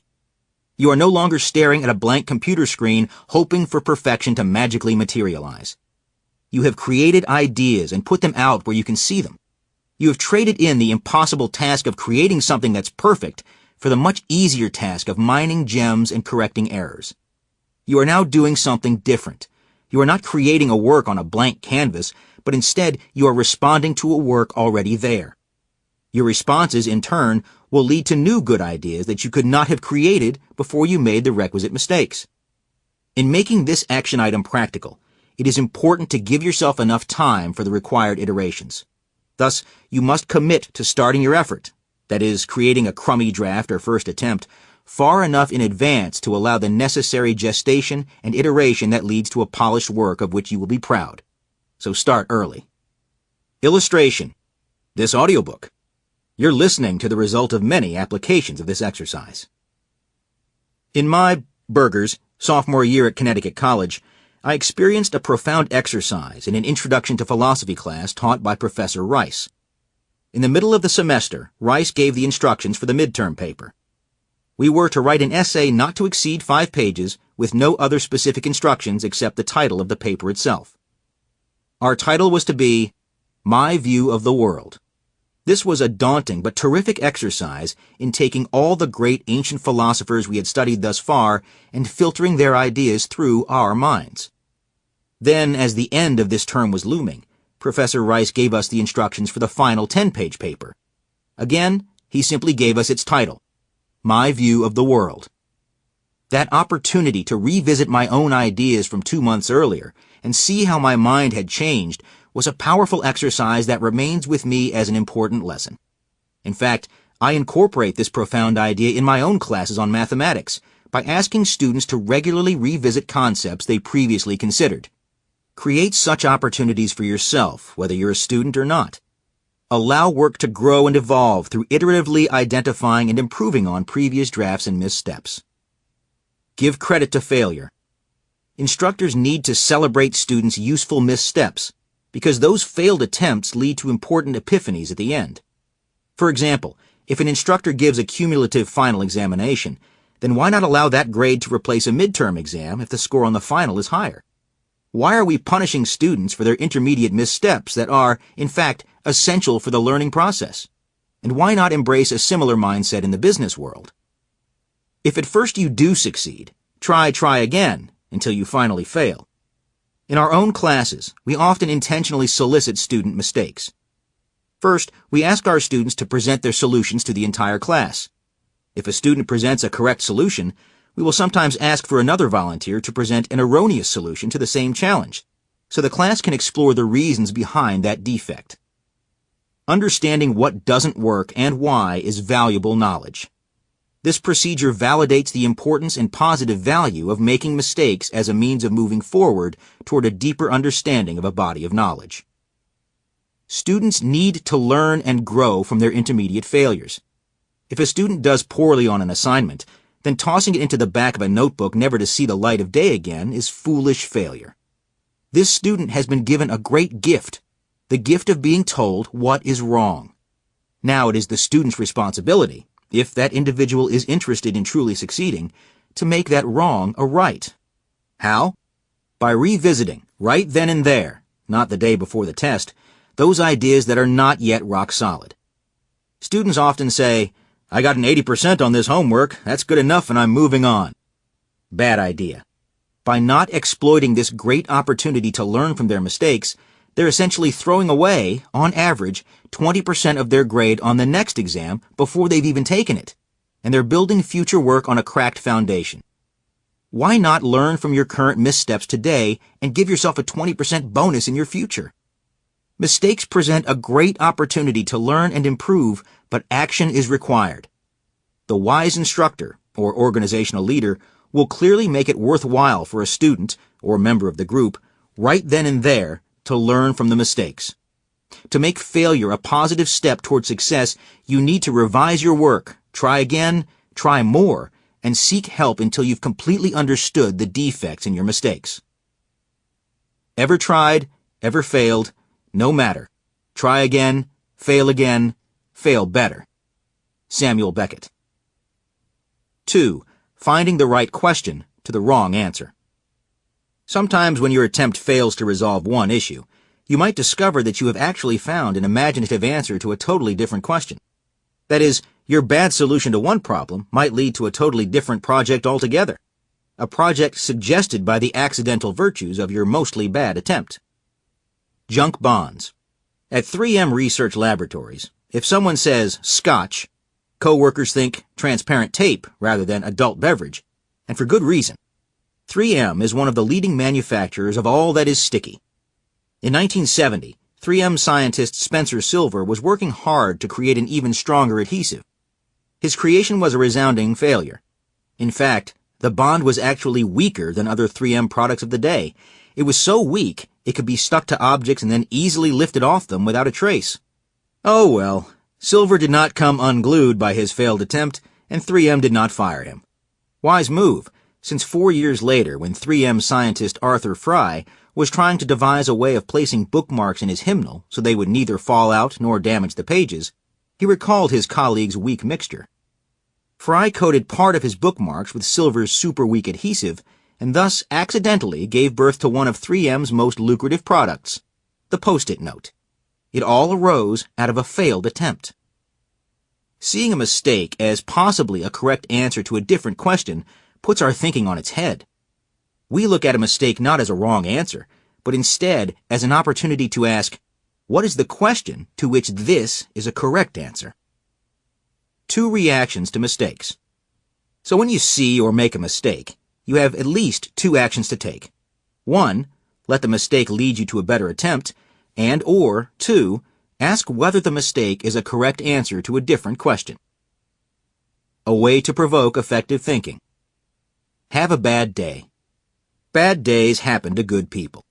What separates the good from the great is how we react to that bad day. Bad days often include uncomfortably clear lessons about how to grow, learn, or reassess. So the next time you're having a bad day, make the conscious effort to find and extract positive lessons from those not-so-positive experiences. Illustration. Have a merry day. Was Mary's day in her math class a good day or a bad one? On first blush, it seemed not to be going well. The class was discussing infinity, which is scary enough, but then she was called out to share her thinking. That thinking was not perfect. However, by embracing her weaknesses as a way to reflect and learn, she grew. By the end of the class, Mary created something new and learned an important lesson about how to create ideas in the future. She had a bad day, and by taking advantage of it, made it a great one. 3. Failing by intent. Going to the extreme. Now we take the act of failing to its extreme. One profound way to make new discoveries is to intentionally fail along the way. Deliberately exaggerating or considering extreme, impractical scenarios often frees us to have an otherwise unforeseen insight. For example, manufacturers conduct stress tests to the point of breaking a product. Studying when and how the product fails provides valuable information into its relative strengths and weaknesses. Here is an example inspired by a middle school teacher. She was asked how she would teach some ideas of geometry if she had no constraints at all. That is, suppose she had unlimited resources and plenty of time and support. Her response was that she would take her entire class to the Eiffel Tower and measure its height using angles to illustrate the importance of similar triangles. Taking her class to Paris is totally ridiculous and out of the question. However, her solution, which she knew was impractical, actually leads directly to a very important epiphany. Namely, why not leave the classroom? Take the students outside so that they realize that mathematics is about the world around them. It is not just something you do inside the confines of the textbook. This important insight came from a solution that the teacher knew was impractical when she offered it. In business, you could ask what you would do if there were no budgetary constraints whatsoever. Maybe some aspects of those unrealistic solutions will point the way toward a practical solution that you otherwise would never have even considered. Have you ever tried to solve one of those challenging metal tavern puzzles in which you must get one piece disentangled from the rest of the puzzle? One effective method for making progress is to pretend the puzzle is completely elastic. Then you can usually imagine rather easily how to disentangle the pieces. But having learned the steps required to solve the rubber version of the puzzle, you can see what needs to be done with the rigid pieces to accomplish the same outcome. Solving the much easier but clearly unrealistic puzzle has transformed the difficult challenge into 2 conceptual steps: how to solve the easier rubber version of the puzzle, and then how to translate each of those steps to the unbending metal pieces. Some artistic movements, such as minimalism, were iconic examples of artists exaggerating a feature to extremes. Some viewers might look upon the results as mistakes, although the artists might view the results as plumbing the depths of artistic expression. Either way, exploring extremes is illuminating. An effective strategy for gaining insight is to exaggerate conditions either through a physical or thought experiment. A way to provoke effective thinking. Exaggerate to generate errors. Consider an issue or problem and now exaggerate some feature of it to a ridiculous extreme. For example, take a political, personal, business, academic, or other issue and create an extremely exaggerated perspective on the subject. If you are arguing one side of an issue, whether or not it is the side you truly believe, make the argument so exaggerated that you realize that it's way over the top. Now study your exaggerated description and discover some underlying defect. Does that defect persist in your original, non-exaggerated perspective? You might apply this exercise to such things as organizational structures or sports or any other activity or belief. Like a stress test, you might well apply this exercise to something that works well and learn how it breaks down. For example, large companies hire hackers to attempt to break into their computer systems to expose security weaknesses. Alternatively, try exaggerating a character, fictional or historical, or circumstance far beyond what you think a reader would tolerate. When you read it, you might discover that vast exaggeration is closer to what you want than you possibly would have guessed. But in any case, the exaggeration might give you a new insight into the role of the character or circumstance in your own mind. The strategy of exaggeration to extremes can be applied to any issue from writing to marketing to product development to politics. You might perform this exercise physically or metaphorically depending on the issue. Illustrations. 1. In business. Jones & Sons lawn care business is failing due to the success of its main competitor, Green Thumb Cutters. The ridiculous extreme fantasy is to have the competition disappear. How can that silly fantasy help Jones & Sons? One way to make that green thumb go away is to acquire it, and thus remove it as a competitor. Alternatively, one could make a competitor disappear by creating products or services that complement the other business. That is, rather than compete with the prosperous company, consider ways of sharing in its success. For example, Jones & Sons could lease and maintain lawnmowers for Green Thumb. 2. In school. Suppose a student's tendency is to cram and begin working on homework assignments at the last minute. An extreme stance would be to imagine starting assignments at the first minute, that is, at the moment it is assigned. While this proposal may not be practical, it does lead us to an important insight. When you complete an assignment impacts what you can gain from that exercise. A student gets more out of completing homework earlier than later, even if the time spent in each case is the same. Learning from others' missteps. Often we don't have to be the ones to actually make the mistake. We all know that some of our greatest lessons were learned from some of the worst people. When we see an evil or inept person in action, or we see a good or competent person make a huge blunder, we find it easy to recognize the pitfall and consciously turn that moment into a learning opportunity. 4. Final thoughts. A modified mindset. Mistakes and failure are not signs of weakness. Instead, they are opportunities for future success. Failure is a sign of a creative mind, of original thought and strength. In fact, at Williams College, one of the authors created a course entitled Exploring Creativity, in which students found themselves facing unfamiliar and uncomfortable intellectual challenges. To succeed in that course, students were required to push themselves hard to take risks and create wildly without fear of failure. A person who is willing to fail is someone who is willing to step outside the box. Being willing to fail is a liberating attribute of transformative thinking. Failing is progress. It's not losing ground. Often a mistake or the revelation of error is the most important step toward success. A colossal error may be just millimeters away from a great insight. When you're stuck and you don't know what to do, don't do nothing. Instead, fail. Making a specific mistake puts you in a different and better position than you were in before you started. And it's a forward step you know you can actually take. A ship in port is safe, but that's not what ships are built for. Admiral Grace Murray Hopper. Let's be honest, failure can be frightening and uncomfortable, a true trial by fire. Thus, we associate the strategy of failing to succeed with the element fire. Problems that require truly creative solutions are problems that you simply do not know how to solve yet. This audiobook is all about being successful, even if, and often because, you fail first. Air. 3. Creating questions out of thin air. Be your own Socrates. The unexamined life is not worth living. Socrates. Many people view questions as irksome. They associate questions with being ignorant, being lost, or even worse, being tested. But here, we suggest a different perspective and show that questions can be an inspiring guide to insight and understanding. In fact, the very act of creating questions for yourself is a profound step toward understanding, even if the questions are neither asked nor answered.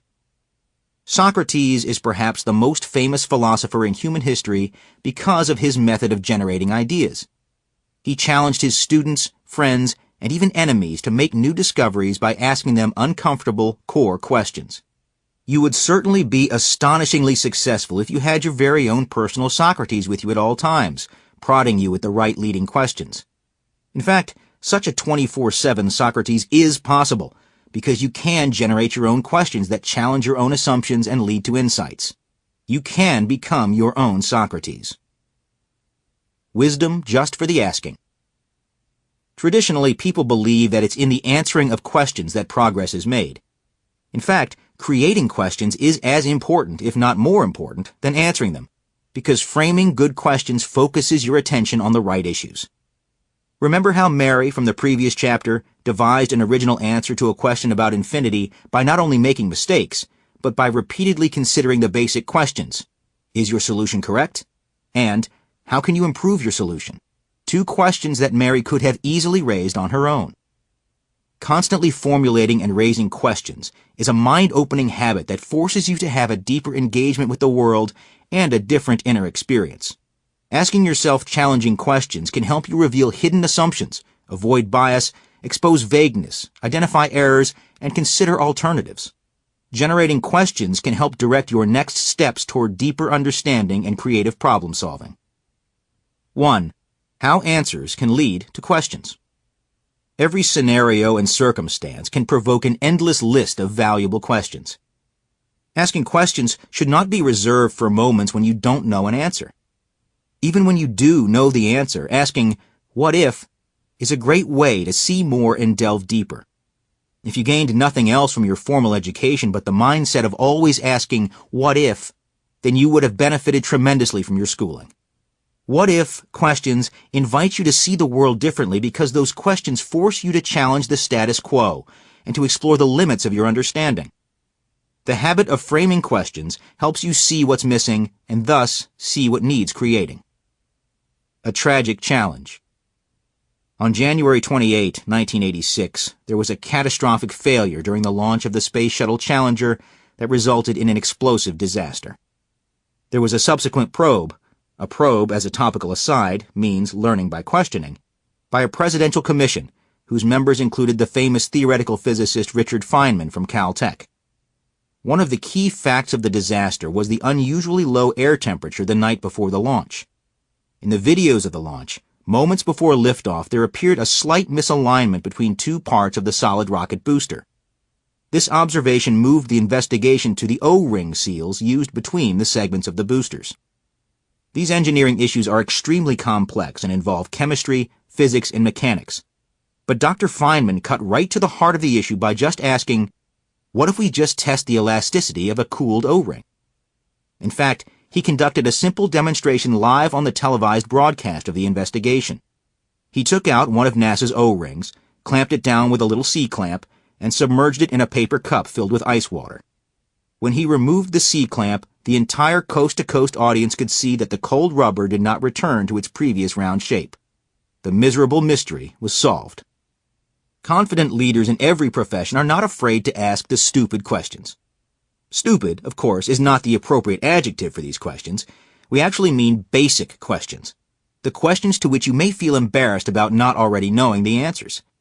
A transformative but challenging personal policy is to never pretend to know more than you do. Don't build on ambiguity and ignorance. When you don't know something, admit it as quickly as possible and immediately take action. Ask a question. If you have forgotten who the governor is, or how many hydrogen atoms are in a molecule of water, H2O, or what 7 times 8 is, just make a joke about yourself or quietly ask a friend. But one way or the other, quit hiding and take action. Paradoxically, when you ask basic questions, you will more than likely be perceived by others to be smarter. And more importantly, you'll end up knowing far more over your lifetime.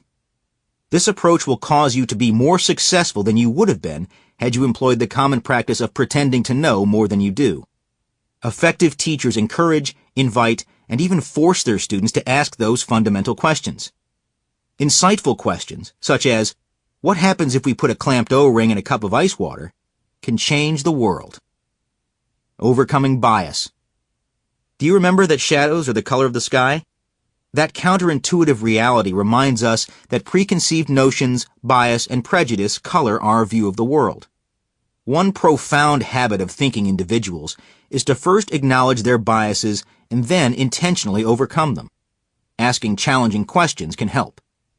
Passionately argue an issue from the opposite point of view and ask probing and difficult questions that challenge your original stance. Be brutally honest and see what's actually there rather than what's expected. Get in the habit of asking, "Do I really know?" and refuse to accept assertions blindly. Challenge everything and everyone, including your teachers. Don't be intimidated. You are the best authority on what you don't understand. Trust yourself. Don't be afraid to ask the questions you need to ask, and be brave enough to change your thinking when you uncover a blind spot. Take another look. Get in the habit of asking how the issue looks from various viewpoints. Frame questions in different ways. Alternative perspectives lead to new sights and new insights. With mathematical questions, you can think about the issues numerically, graphically, algebraically, or physically. With social issues, you can think of them economically, globally, locally, and historically. Moreover, we can investigate issues from an evolutionary point of view and ask what is causing change. How have those influences caused change over time? And how will they cause change in the future? Try to bridge ideas from one discipline or area to another. Ask whether the skills, attitudes, techniques from one subject might be applied to another subject and to your work or life. In our experience, the students who embraced this mindset have far outperformed, not just in their classes, but in their lives beyond school, those who dismissed this point of view. Everything fits together and interacts. Take the transformative step of asking how. If an exam is looming in your future, write the actual test itself. Well beforehand, compose a list of good exam questions, put it away for a few days, and then later dig it out and take that mock test. Contemplating questions that you think should appear on the test will force you to ask, what are the central ideas here, and do I truly understand them? And metaphorically write your own exam in other circumstances in which you are sharing information or skills, such as in preparing for an interview or a presentation. This create a test exercise is an excellent one to employ before you face an audience for a Q&A session. Do you know the material so well that you know what the good questions are? If you don't, then you do not understand the material well enough and you need to go deeper. The questions will help you both uncover weak points as well as place what you are saying into a larger context. Remember, if you can't create the questions, you're not ready for the test. A way to provoke effective thinking. Teach to learn.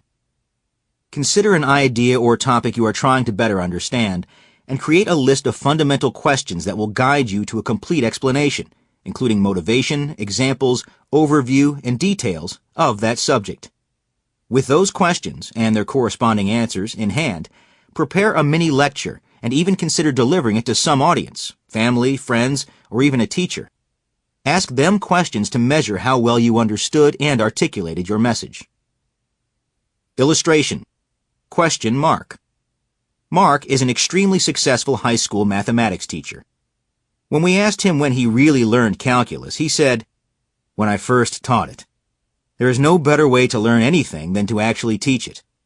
When I teach something, I have to confront many fundamental questions. What is the motivation to learn this topic? What are the basic examples? On what aspects of this material should I focus? What are the underlying themes? What ties the ideas together? What is the global structure? What are the important details?" These questions force me to discover the heart of the matter and see exactly what I truly understand and what I still need to work on.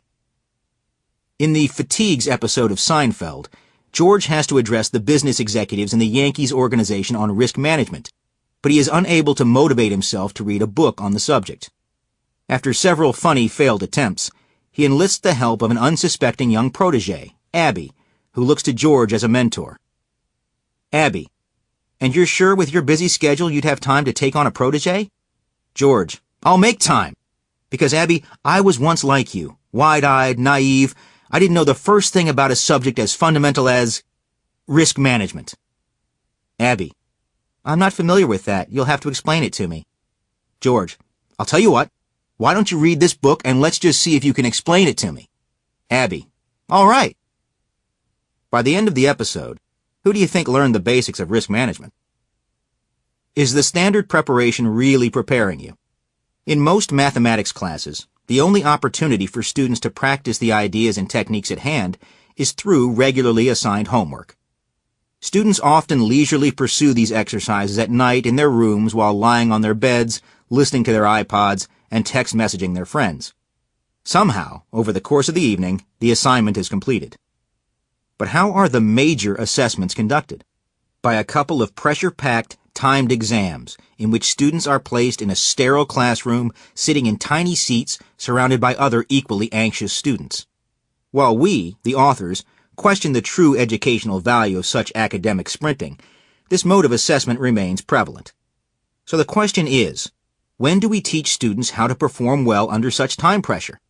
The answer is, never. No wonder so many people have math phobia. To prepare students effectively, instructors should teach students how to perform under the same conditions that exist when the major assessment occurs. For example, teachers could give pressure-packed 60-second in-class exercises in which students are to work fast while the teacher yells at them to work faster. These seemingly harsh episodes actually would give students experience in focusing, not being distracted, and engaging with the material quickly and accurately. When the actual tests roll around, students would not crumble under any intense pressure. As a student, challenge yourself to attempt homework as quickly as possible. Consider the question, how fast can I do this assignment? How much can I get done in 30 minutes, even if at the moment I can't get it all right? You are now practicing for the big exam, and you can always go back and correct any errors you might have made during that lightning round. So in preparing for anything, ask yourself, what can I do on a day-to-day basis to help me perform well when it counts? 2. Creating questions enlivens your curiosity. A questionable habit.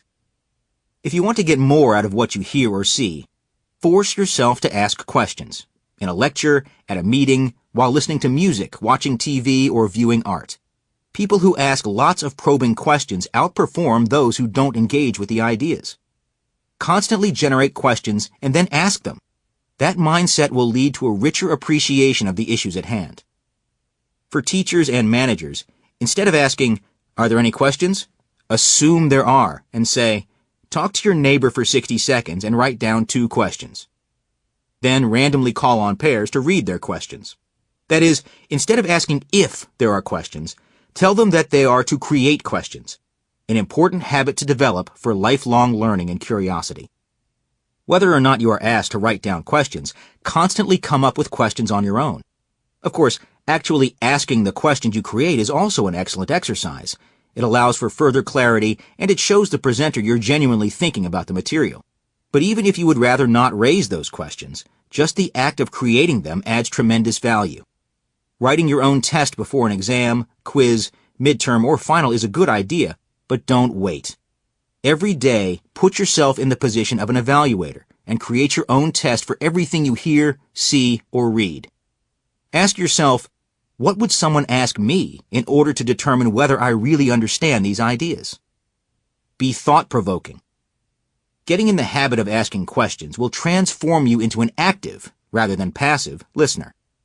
This practice forces you to have a different inner life experience, since you will, in fact, be listening more effectively.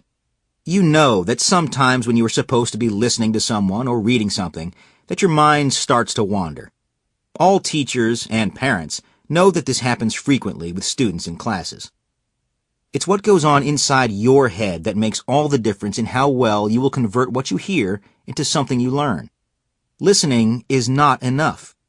If you are constantly engaged in asking yourself questions about what you are hearing, you will find that even boring lecturers become a bit more interesting, because much of the interest will be coming from what you are generating rather than what the lecturer is offering.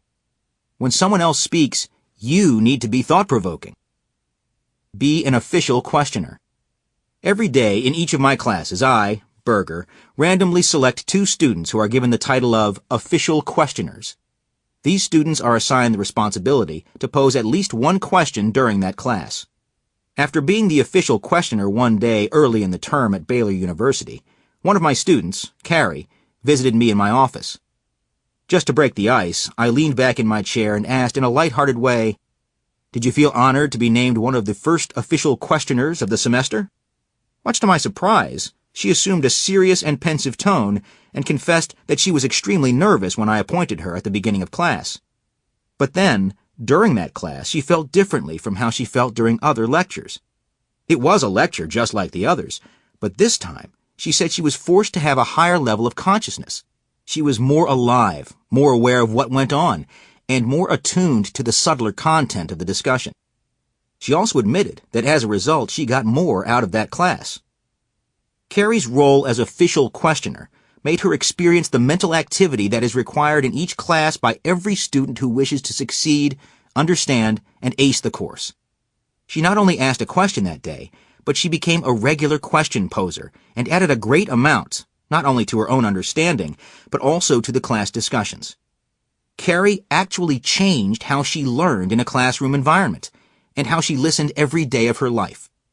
The sense of personal responsibility to understand what is being said as it happens in real time and to actively construct well-founded questions about what is missing, what is assumed, what might be extended, or what is vague or unclear is a habit of mind that can be learned with practice. If you embrace this mindset, forcing yourself to create and ask questions when you are listening to a lecture or anything else, you will find there are at least two effects. One, you will perform better, and two, you will find the world more engaging. 3. What's the real question? Sadly, many people spend their entire lives focusing on the wrong questions. They may pursue money when they really want happiness. They may pursue the respect of people whose favor is really not worthy to be sought. So before you succumb to the temptation of immediately springing to work on the answer, always stop and first ask, what's the real question here? Often the question that seems obvious may not be the question that leads to effective action. Personal questions such as, how can I be successful? Or, how can I ace my midterm? Or societal questions such as, why do African Americans underperform on math tests? Are important, but they're not effective questions. Effective questions turn your mind in directions that lead to new insights and solutions. They highlight hidden assumptions and indicate directions to take to make progress. So what's wrong with the previous 3 questions, and how might we fix them? How can I be successful is vague, and until you first carefully define successful, it is unanswerable. You should first ask what success means for you, and then pose questions that lead to action. When you ask about success, are you really asking about making money? If so, are you making a hidden assumption? Is a Wall Street banker who is fabulously wealthy but unhappy successful? Is an artist who lives in poverty, never sells a painting but loves his art, successful? You must define success for yourself. Only then will you be able to ask the right questions about how you can be successful. The effective questions you will ask about success will lead you to explore and develop core values, habits, and skills that will make a difference. Effective questions lead to action and are not vague. How can I ace my midterm? If you're a student, you are naturally concerned with how you perform on examinations. But ironically, focusing on the impending test itself is not the best way to improve your performance on that exam. Suppose in a few months you were going to be asked to do 30 push-ups. You could concentrate on what to eat the day before the push-up competition, and what shirt to wear that's not too tight or too loose, and how to give 110% at the time of the challenge.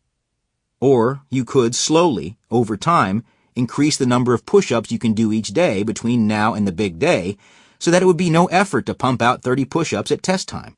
How can I do my best on the exam is not the best question to ask in school.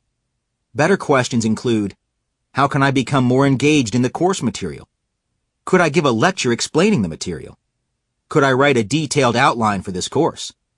These questions lead to actions that you can take, becoming an active listener, joining a study group, or even better, tutoring others. The right questions clarify your understanding and focus your attention on features that matter. Why do African Americans underperform on math tests? Billions of dollars and much frustrating effort are spent trying to answer such questions. But it's the wrong question. The question draws our attention to the wrong variable, namely race, rather than the variables that actually impact the performance of any student of any race. Pertinent variables might include teaching methods, the amount of constructive help and resources a student receives, the level of encouragement and motivation, study habits and attitudes, time on task, feeling of belonging and confidence during instruction, and the student's history of success or failure. Questions concerning these themes and their relationship to any student's success direct our attention in constructive ways. They point our minds toward features of reality that may have an impact on individual student performance, and that can possibly lead to useful interventions directed not at racially profiled populations, but at underperforming populations that include students of all races and ethnicity. Effective questions expose the real issue. Seeking the right question forces you to realize that there are at least two kinds of ignorance: cases in which you know the right question but not the answer, and cases in which you don't even know which question to ask. A way to provoke effective thinking. Improve the question. From the student's point of view, the question, "How can I get better grades?" is not the most effective question to lead to a higher GPA. Questions such as, "How can I learn to think better and understand more deeply? How can I learn to communicate better? How can I increase my curiosity?" are far more constructive questions. For the questions below that are relevant to you, and more importantly for the questions you will create, craft more focused questions that might lead to a productive conclusion. Try to create questions that expose hidden assumptions, clarify issues, and lead to action. How can I better manage my time? How can I land that dream job within the next 4 years? How can I attract this potential client? How can I quit a bad habit? How can I get my students to perform better? Apply this exercise whenever you are confronted with a question in your own life. That is, constantly question your own questions. Illustration: traffic. While frustrated in bumper-to-bumper traffic that is moving at a painfully slow crawl, you wonder, perhaps in more colorful language, how can this traffic problem be fixed? The answers are easy but not practical. Increase the flow by widening the roads or constructing additional highways. But the reality is that unless you're the president or governor, you cannot make either solution happen. Thus, the frustration builds along with your blood pressure. Your question was not a great one. Instead, ask, "Given that I will spend an extra 40 minutes in traffic, how can I use that time effectively?" Now you're asking a question that is productive. You might consider books on tape to relax or learn, or language tapes to improve your Greek, or visits with distant family and friends via Bluetooth. The right questions in the classroom. When a teacher gives an assignment, that instructor has the pedagogical responsibility to ask, "What beneficial change will this exercise help foster or develop in my students?" And afterward, "What permanent lessons have these activities advanced?" If you are a student, it is crucial to ask the corresponding questions. What beneficial change could this assignment offer me? What permanent benefit am I supposed to get out of this exercise? Did I get it? In our experience, the people who ask and act on these questions are more successful than those who don't. For example, realize that every time you write anything, you can harness that moment as an opportunity to improve your communication and argumentation skills, which can help you literally every day at home, at work, and in the world. Teachers should craft assignments that promote long-term goals, such as communicating and thinking more effectively. By asking questions about goals, you are better able to extract the advantages from assignments rather than mindlessly checking them off your to-do list. Remember to always question the questions. A way to provoke effective thinking. Ask meta-questions. Whether in the classroom, the boardroom, or the living room, asking questions about an assignment or project before beginning work in earnest will always lead to a stronger final product. Ask, "What's the goal of this task?" and "What benefit flows from the task?" Keep that benefit in mind as you move forward. A byproduct of this exercise is that it often saves time because it focuses your attention on the core issues and allows you to quickly clear up the initial confusion that always is present at the start of any project or task. Illustration: bare essentials. A classic joke illustrates the importance of focusing on the right question. Two men are walking in the woods. A ferocious grizzly bear charges at them, and they start to run. While running, they shout, "Man 1, we'll never outrun the bear." Man 2, "I don't have to. My only question is, can I outrun you?" Man 2 has identified the right question. There is nothing so useless as doing efficiently that which should not be done at all. Peter Drucker. Teachers often misunderstand their role in enabling their students to learn.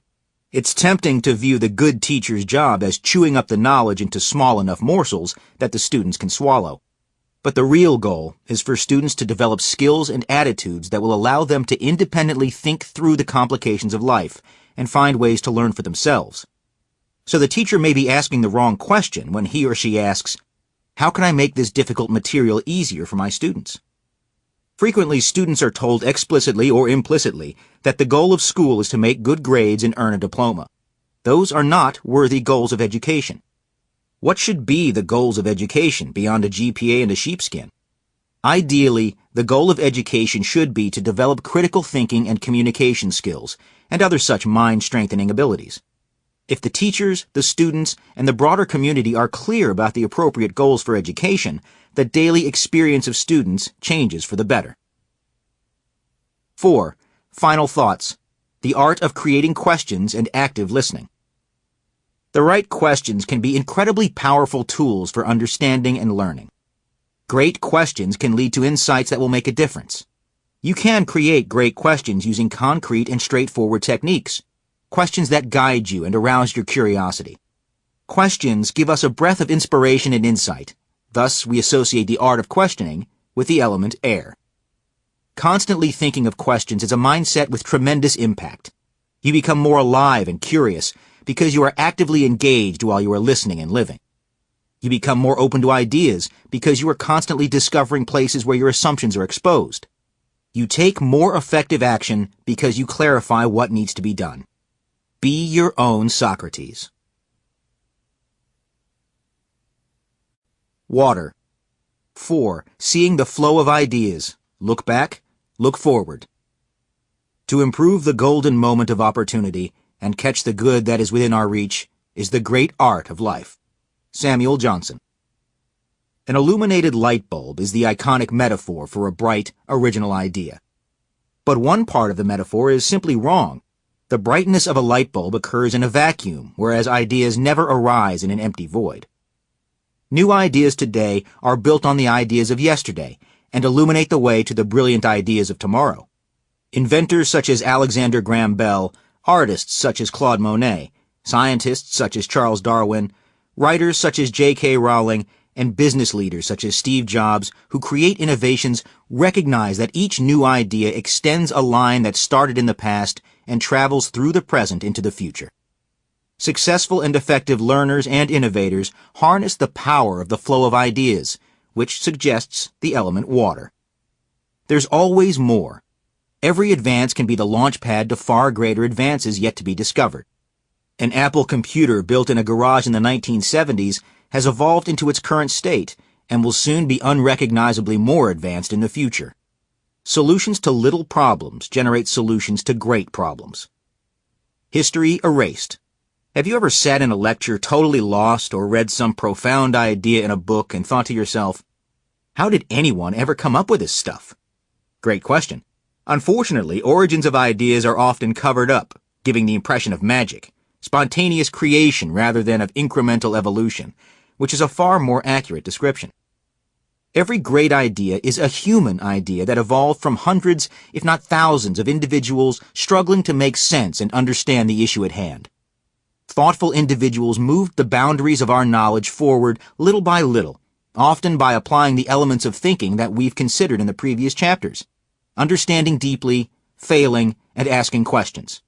Every wandering step, every misstep, and every dead end provided a new insight that moved those struggling minds along the path of discovery. A way to provoke effective thinking. Iterate ideas. You don't need an army of thousands of individuals to struggle 1,000 years to make sense of a challenge at hand. The only person who needs to move forward little by little is you. Engineer your own evolution. Take a homework assignment, paper, or project that you're facing and quickly just do it. That is, tackle the questions, draft the paper, or move forward on the project at a fast-forward speed that will surely generate a work that is, at best, subpar. Now consider that poor effort as your starting point, and react to that work and start to improve and iterate. The flow of iteration will lead to a refined final product. Notice how this flowing mindset perfectly coincides with the elements of failure we introduced earlier. Illustration. Rewriting in Earnest. Ernest Hemingway was interviewed for an article entitled The Art of Fiction, which appeared in the Paris Review in 1956. The interview revealed Hemingway as a person who practiced the technique of incremental progress. Interviewer: How much rewriting do you do? Hemingway: It depends. I rewrote the ending of A Farewell to Arms, the last page of it, 39 times before I was satisfied. Interviewer: Was there some technical problem there? What was it that had you stumped? Hemingway: Getting the words right. To understand current ideas through flow, first find easier elements that lead to what you want to understand, and then build bridges from those easier elements to the ideas you wish to master. To generate new ideas through flow, first modify an existing idea within its own context, and then apply that same idea in different settings. Then you can construct extensions, refinements, and variations. 1. Understanding current ideas through the flow of ideas. To truly understand a concept, discover how it naturally evolves from simpler thoughts. Recognizing that the present reality is a moment in a continuing evolution makes your understanding fit into a more coherent structure. Turning the page on calculus. The whole history of mathematics is one long sequence of taking the best ideas of the moment and finding new extensions, variations, and applications. Our lives today are totally different from the lives of people 300 years ago, mostly owing to scientific and technological innovations that required the insights of calculus. Isaac Newton and Gottfried von Leibniz independently discovered calculus in the last half of the 17th century. But a study of the history reveals that mathematicians had thought of all the essential elements of calculus before either Newton or Leibniz came along. Newton himself acknowledged this flowing reality when he wrote, "If I have seen farther than others, it is because I have stood on the shoulders of giants." Newton and Leibniz came up with their brilliant insight at essentially the same time, because it was not a huge leap from what was already known. All creative people, even ones who are considered geniuses, start as non-geniuses, and take baby steps from there. Calculus truly changed the world, but it didn't change the world on the day it was discovered. During the past 300 years, calculus has been applied to mechanics, to the motion of the planets, to electricity and magnetism, to fluid flow, to biology, to economics, as well as to countless other areas. Calculus may hold a world's record for how far an idea can be pushed. Leibniz published the first paper on calculus. That paper appeared in 1684 and was 6 pages long. Newton and Leibniz would surely be astounded to learn that today's introductory calculus textbook contains over 1,300 pages. A calculus textbook introduces 2 fundamental ideas, and the remaining 1,294 pages consist of examples, variations, and applications, all arising from following the consequences of just 2 fundamental ideas. Students might be amazed that their teachers know all 1,300 pages of that enormous tome filled with cryptic symbols. But their teachers don't really know 1,300 independent pages of isolated facts. The teachers see the material differently. They know the meaning of the basic ideas, and they know how one idea leads to another. Students who duplicate that perspective grasp the ideas of any subject better than those students who view each new week as an entirely new intellectual mountain to climb. As you are learning a topic, ask yourself what previous knowledge and what strategy of extending previous ideas make the new idea clear, intuitive, and a natural extension.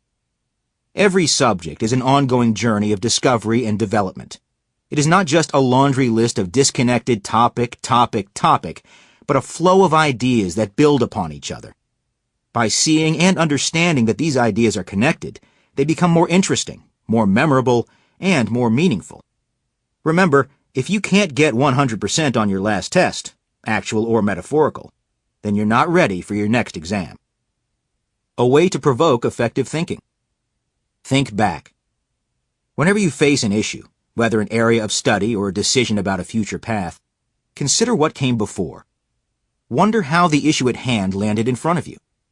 Ask where and what it was yesterday, a month ago, a year ago, etc. Everything and everyone has a history and evolves. Acknowledging that reality will allow you to generate new insights as well as create sensitive directions in which to move forward. Illustration: penning the prequel. Juan finished reading a novel and was reflecting on it. That story took place during the Cold War. He decided to consider what happened before the Cold War heated up.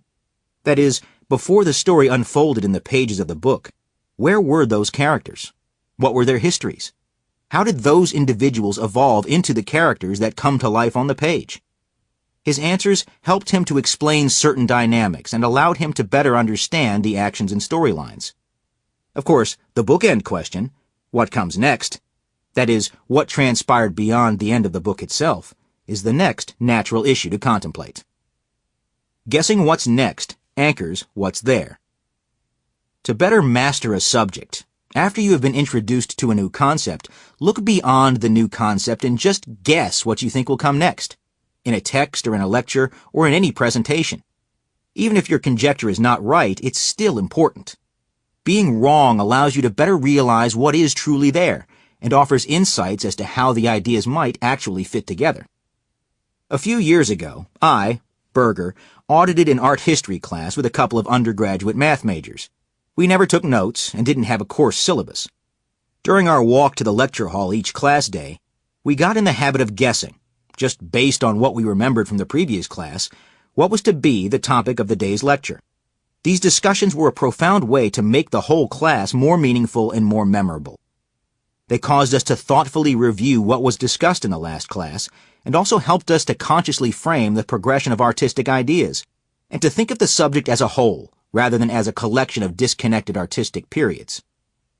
Even when our guesses were completely off, they still helped us to view the previous material more fully, by thinking how the earlier material might have looked in the middle of a stream of progress, rather than in isolation. Learning from mistaken guesses let us see differences between what we expected and what actually arose, and thus changed our view of the issues. The whole subject became an interconnected web of ideas. As an aside, with just these conversations on the way to class as well as active listening during lectures, but without reading the text, taking notes, or even attending the weekly conference sections, we actually passed the exams. A look back makes earlier material easier. Once you understand a more advanced topic, look back to see what brought you to where you are. That process will improve both your understanding of the earlier work and of the more advanced work. The earlier material will become easier, clearer, and more meaningful because you will see its significance through the later work that came from it. The more advanced work will also be easier, since you will now see how it grew from the seeds that existed in the earlier work. We have seen that the most successful people regularly undertake this important reflective exercise. Remember trumpet virtuoso Tony Plogg's challenge of playing a simple passage and making it sing. One small step. One of the most heartening realities of human thought is that all the new ideas we have are, in fact, only tiny variations of what has been thought before. If we look back on the history of inventions or evolution of ideas, it may appear that there were moments of lightning strike inspiration that led in totally new directions. But, as we saw with the birth of calculus, essentially every important, brilliant idea can easily be seen to be the result of understanding what was already known and taking a small step to reveal the next idea, another variation on understanding simple things deeply. The difference between those who have great insights and those who don't is that the first group actually takes those baby steps. Students who embrace the mindset that better ideas are literally right next door, and that one more step, especially the small ones, will get me there, outperform those who believe that only the great minds make great progress. Taking these little steps can have tremendous implications to everything from writing papers and performing lab experiments to launching the next internet craze. Art. The progression of artistic periods over the centuries presents a dramatic picture of the evolution of aesthetic norms as reactions to the current artistic status quo. The Impressionist movement was several steps away from the representational art that preceded it. It broke with the conventional wisdom that a painting should look like what we would describe as a photograph.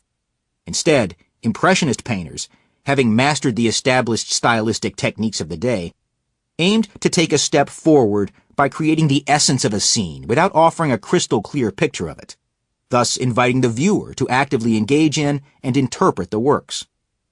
While today we look upon these paintings as some of the greatest works of art, When they were first shown in the salons of France, the public was appalled and actually offended. Those viewers didn't know how to interpret the revolutionary style, and so they simply panned the work. In fact, one reviewer, in his scathing review, wrote that these works were not even art, but rather merely impressions of the images depicted. That then insulting moniker now defines one of the most important artistic periods.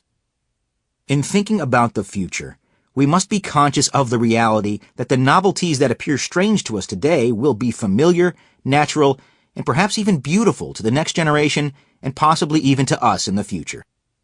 One of the challenges of life is to be open-minded about new ideas and new possibilities. It was difficult to accept Impressionism when art was assumed to be a method of representing how the world actually looks. Each of us has the challenge of seeing the Impressionism of our time as a valid, interesting, and important window into the world of tomorrow. 2. Creating new ideas from old ones. When you learn a new concept or master a skill, think about what extensions, variations, and applications are possible. It's natural to think of a solution to a problem or a new idea you have learned as a time to party and rest on your laurels, as if you've arrived at the final chapter of some great story. In fact, a bed of laurels will never offer a satisfying rest, and a new idea or solution should always be viewed as a beginning. Effective students and creative innovators regularly strive to uncover the unintended consequences of a lesson learned or a new idea. The time to work on a problem is after you've solved it. R. H. Bing. An illuminating illustration. Thomas Edison was supremely successful at inventing product after product, exploiting the maxim that every new idea has utility beyond its original intent. For he wrote, "I start where the last man left off." More poignantly, he noted that many of life's failures are people who did not realize how close they were to success when they gave up. The light bulb solved an extremely important problem, namely, providing us with illumination at any time to perform functions that previously required daylight. But that solution was only a tiny tip of a monumental iceberg. Pushing the idea of the light bulb led to otherwise unforeseen frontiers, including movies, televisions, computers, copy machines, fiber optics, medicinal procedures, tanning beds, and even heat sources at buffets. Before the invention of the light bulb, people could not imagine the incredibly rich and varied developments that would stem from it. But in fact, every idea, though it may seem to solve just one isolated problem, is only the tiny tip of its own monumental iceberg. I begin with an idea, and then it becomes something else. Pablo Picasso. Dial M for more. Think of the number of steps of improvement that started with Alexander Graham Bell's telephone. You've seen old movies in which the single rotary telephone in a large mansion sat at a table in the entryway. Later, telephone extensions allowed phones to be placed in different rooms. Then touch-tone phones. Then cordless phones. Then large brick-like cellular phones. Then pocket-sized cell phones with cameras. Then smartphones with internet access and video. And surely, no one believes that the iPhone is the end of the line. Each of these steps required thinking of the current pinnacle of development of an idea and asking, how could that current solution be refined to solve the problem it solved even better? It is not only technological ideas that are developed and modified. Look at artistic developments, or philosophical, or societal, or religious ideas. You might argue that in those realms, new developments may not always be improvements. However, you must agree that evolving ideas have transformed all these areas. No religion today would imprison Galileo, as the Catholic Church did in 1633, for asserting that the earth moves around the sun. The artistic variety of today could not have been dreamed of centuries ago. Movies, literature, and cultural expression all develop by taking the best of one generation and going beyond in the next. A weed is a plant whose virtue has not yet been discovered. Ralph Waldo Emerson. A way to provoke effective thinking. Extend ideas.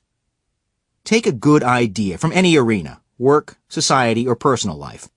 It need not be an idea you yourself originated. Now take that idea and extend it. The key is not to wonder if the idea has extensions. It does. Your challenge is to find them. Illustration. Going once, going twice, sold. In 1995, Pierre Omidyar was considering the effectiveness of auctions and how well they have worked for centuries. He wondered how he could extend that method of sales to include millions of bidders. He turned to the internet and voila, eBay was born. The best can get even better. Just as our own understanding can be deeper and richer than it currently is, no matter where it is, an important perspective of successful thinking is that the best can be improved. In fact, starting with what is currently the best is often the best place to expect great improvements. We limit ourselves when we think that success is an end. Sometimes, getting to the current highest level of perfection was so difficult, or was so satisfying, that we can't imagine further heights. Often the solution to a difficult problem comes from a struggled focus on the issue. Having been in the trenches working on that issue, it is natural to feel like a climber reaching the summit after arduous toil. You have arrived. You feel that you are just barely standing on a precarious perch, and your memories are filled with the details and the triumphs of the climb. But a newcomer, who has that summit as his or her initial position, has a different vantage point. The newcomer did not experience the toil, did not live through the trials and failures and arduous small steps. The young person or person new to the field sees that issue in its solved condition, as just the way the world is. Babies born today enter our world with computers, the internet, smartphones, text messaging, jet planes, and hundreds of cable TV channels. Children who learn about the olden days when phones were attached to walls by wires are learning about a foreign, quaint, antiquated world. Children or newcomers start where we are now, and without the burden or bias of history, proceed forward. So one of the challenges for us all is to see the current world for what it is now, with fresh eyes. Knowing the history is certainly helpful, but not if we tend to see current solutions as summits. We must get in the habit of seeing each advance as putting us on the lower slope of a much higher peak that is yet to be scaled. Ransom Olds, the father of the Oldsmobile, could not produce his horseless carriages fast enough. In 1901, he had an idea to speed up the manufacturing process. Instead of building one car at a time, he created the assembly line. The acceleration in production was unheard of. From an output of 425 automobiles in 1901 to an impressive 2,500 cars the following year. While other competitors were in awe of this incredible volume, Henry Ford dared to ask, "Can we do even better?" He was, in fact, able to improve upon Olds's clever idea by introducing conveyor belts to the assembly line. As a result, Ford's production went through the sun roof. Instead of taking 1.5 days to manufacture a Model T, as in the past, he was now able to spit them out at a rate of one car every 90 minutes. The moral of the story is that good progress is often the herald of great progress. The same is true of learning new and increasingly difficult concepts, or mastering skills at increasingly higher levels. You may have to struggle to finally master an idea or a skill. Having toiled to get that far, you may think that it would be impossible to go yet farther, or you may just feel worn out. But after you have reached one level, that is where you start. That is the platform from which you can proceed even farther, whether that starting point is a high grade, a professional accomplishment, or a profound insight. Go for it.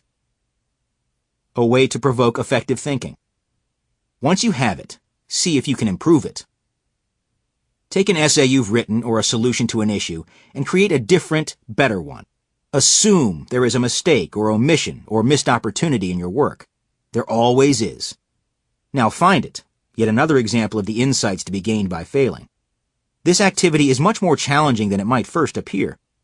We are biased and limited by what we already know, especially since we know it works.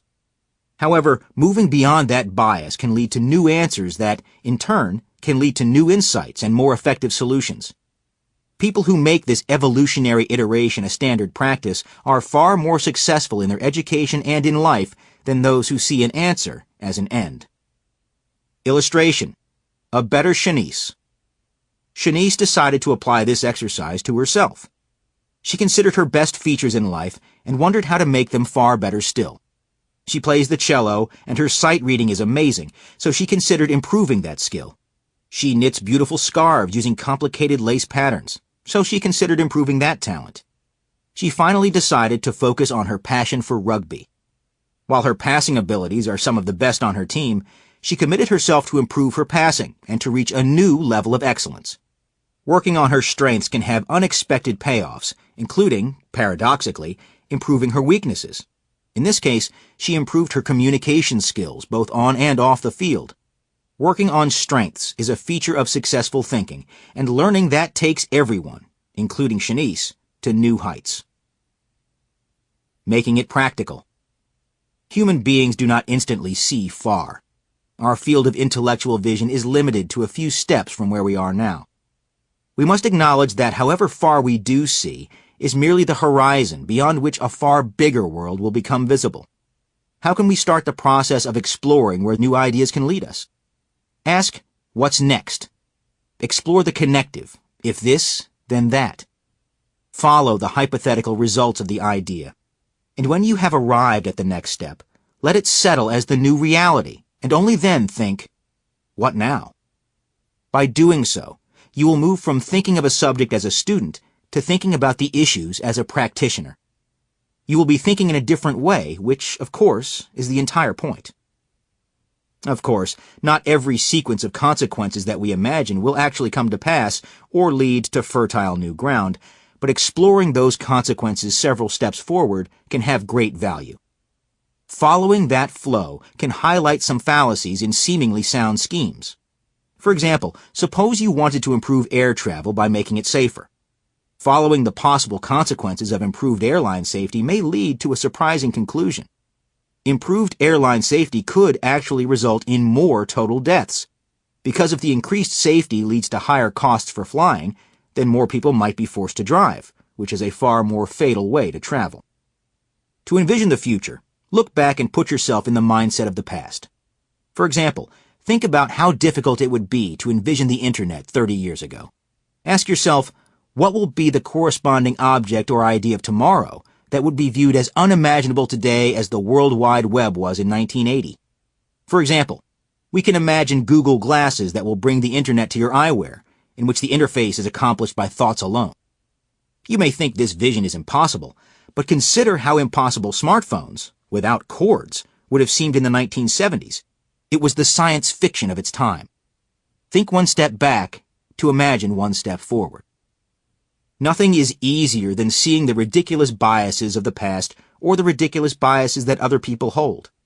But nothing is harder than seeing the ridiculous biases that we accept ourselves. By extrapolating the flow of future ideas, we can identify invisible problems today. A way to provoke effective thinking. Ask, what were they thinking?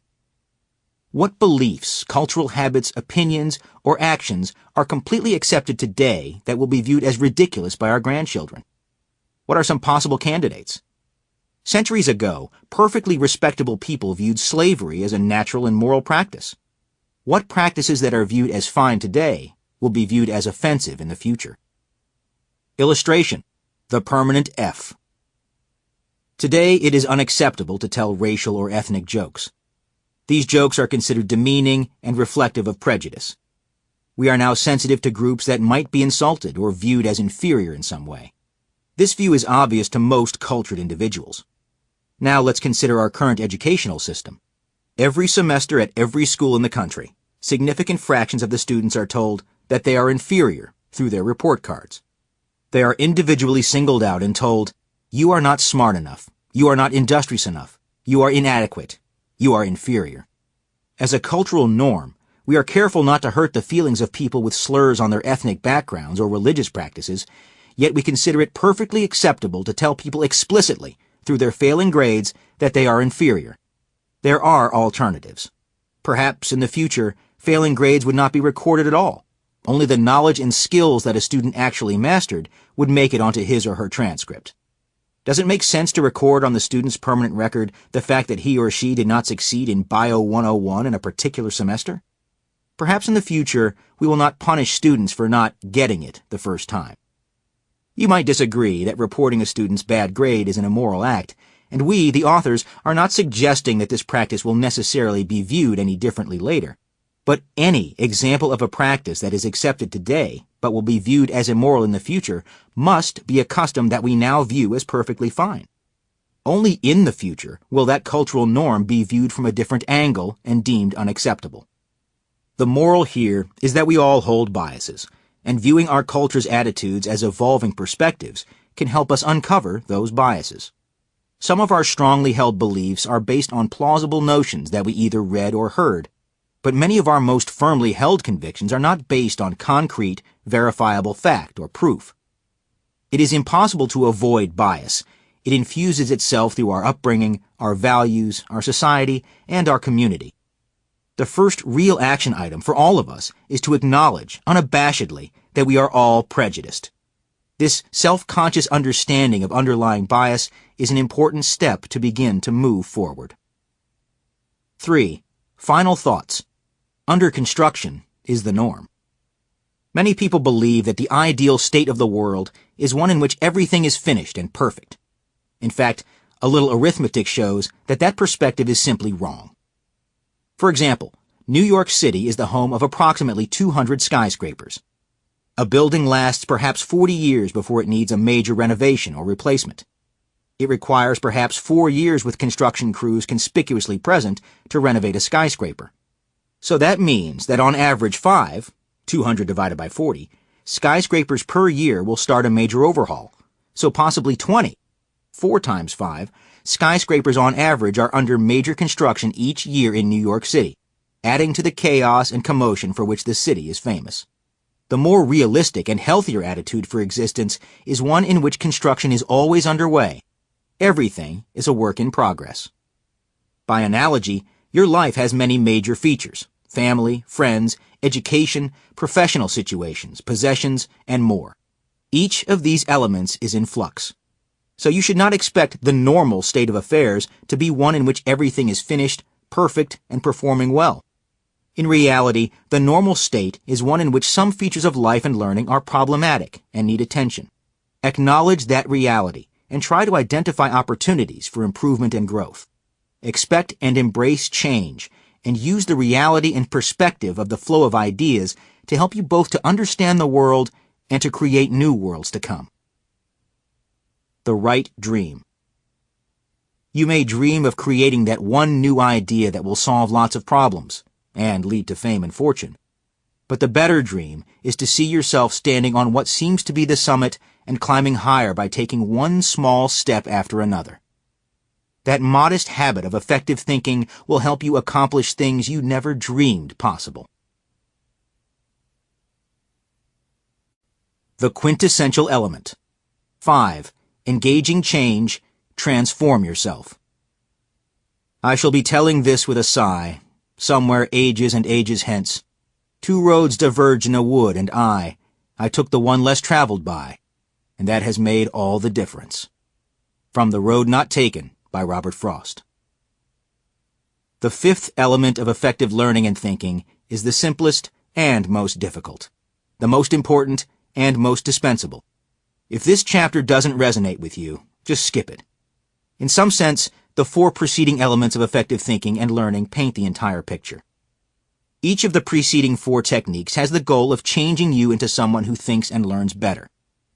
In ancient Greek philosophy, the quintessential element was the unchanging material from which the extraterrestrial realm was made. Here, the unchanging 5th element is, ironically, change itself. Change is really the goal of the whole story.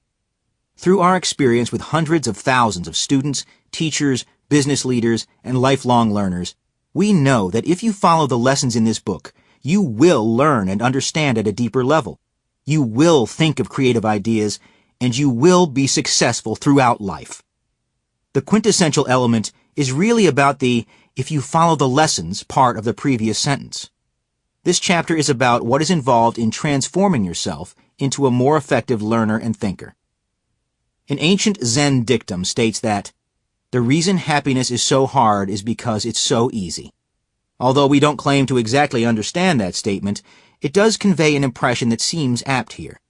In one sense, there is nothing difficult about adopting effective strategies of learning and thinking. You simply need to shrug off perhaps a lifetime's habit of accepting a relatively superficial level of understanding and start understanding more deeply.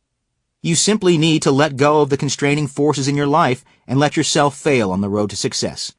You simply need to question all the issues you have taken for granted all those years. You simply need to see every aspect of your world as an ever-evolving stream of insights and ideas. You simply need to change. Of course, in reality, change seems hard, not simple. However, like the way to happiness, the path to change is not through greater willpower and harder work, but rather through thinking differently. The first 4 elements of effective thinking do the heavy lifting. They invite you to understand fundamental ideas, to look for essential elements, and to extend what you already know. They suggest pointed questions for you to pose to yourself and others that cause you to think of new ideas, and they point out the value of failure and errors on the road to success. Those 4 elements are like a diet book that correctly states if you eat this and that and don't eat these things and you exercise in this way, then you will lose weight. But often the real problem is following the instructions. This quintessential element speaks to the challenge of becoming a person who embraces the lessons. The 5th element is a meta lesson. It recommends that you adopt the habit of constructive change. Don't be afraid to change any part of yourself. You'll still be there, only better. Our colleague, Bill Guy, told us a story about an administrator who wanted to change a school. One year, the head of the school decided to try to improve the instruction by having experts on teaching talk to the faculty members every month. After 6 months, the head of the school noticed that one of the teachers was not attending the sessions. So he called him in and asked, "Why haven't you been attending the required seminars on how to teach better?" To which the teacher replied, "There's no need for me to attend. I already know how to teach better than I do." The first 4 elements enable you to think better than you do, learn better than you do, and be more creative than you are. The 5th element recommends that you actually do it. Just do it. Adopt the habit of improvement, whether using our 4 elements or any other methods that you find. If the ability to change is part of who you are, then you are liberated from worry about weaknesses or defects because you can adapt and improve whenever you like. Definition of insanity: doing the same thing and expecting a different outcome. And now for something completely different. Grab a piece of paper and a pencil. Close your eyes tightly and write the sentence, "I am writing as neatly as I can, and any mistake I make is unintentional." Now open your eyes and look at what you've written. It's not perfect. Now repeat the exercise, but this time with your eyes open. Your result will, hopefully, be much better. Writing with your eyes open is a different and easier task than writing with your eyes closed. There is a subtle perspective about improvement and about better performance that can alter how you approach the task of changing yourself. Namely, people who perform better can be viewed as actually doing a different task, rather than doing the same task better. If you play tennis, go to a court and have someone hit you a tennis ball. First, close your eyes and hit it back. Next, have them hit you a ball and watch it intently while you swing until it hits your racket. In both cases, you're trying to hit the tennis ball, but hitting it with your eyes open is a different task from hitting it with your eyes closed. When great players play tennis, they watch the ball better than a beginner. They are doing the easier task of hitting the ball while watching it, rather than the more difficult task of hitting the ball by estimating its future location based solely on where it was at the moment it flew over the net. When plug-and-chug physics students apply formulas with no sense of what they mean or why they are true, those students are doing a difficult task, doing physics with their eyes closed. Students who understand the ideas behind the formulas are doing a different task. They are working with their eyes open. The better students are doing an easier task.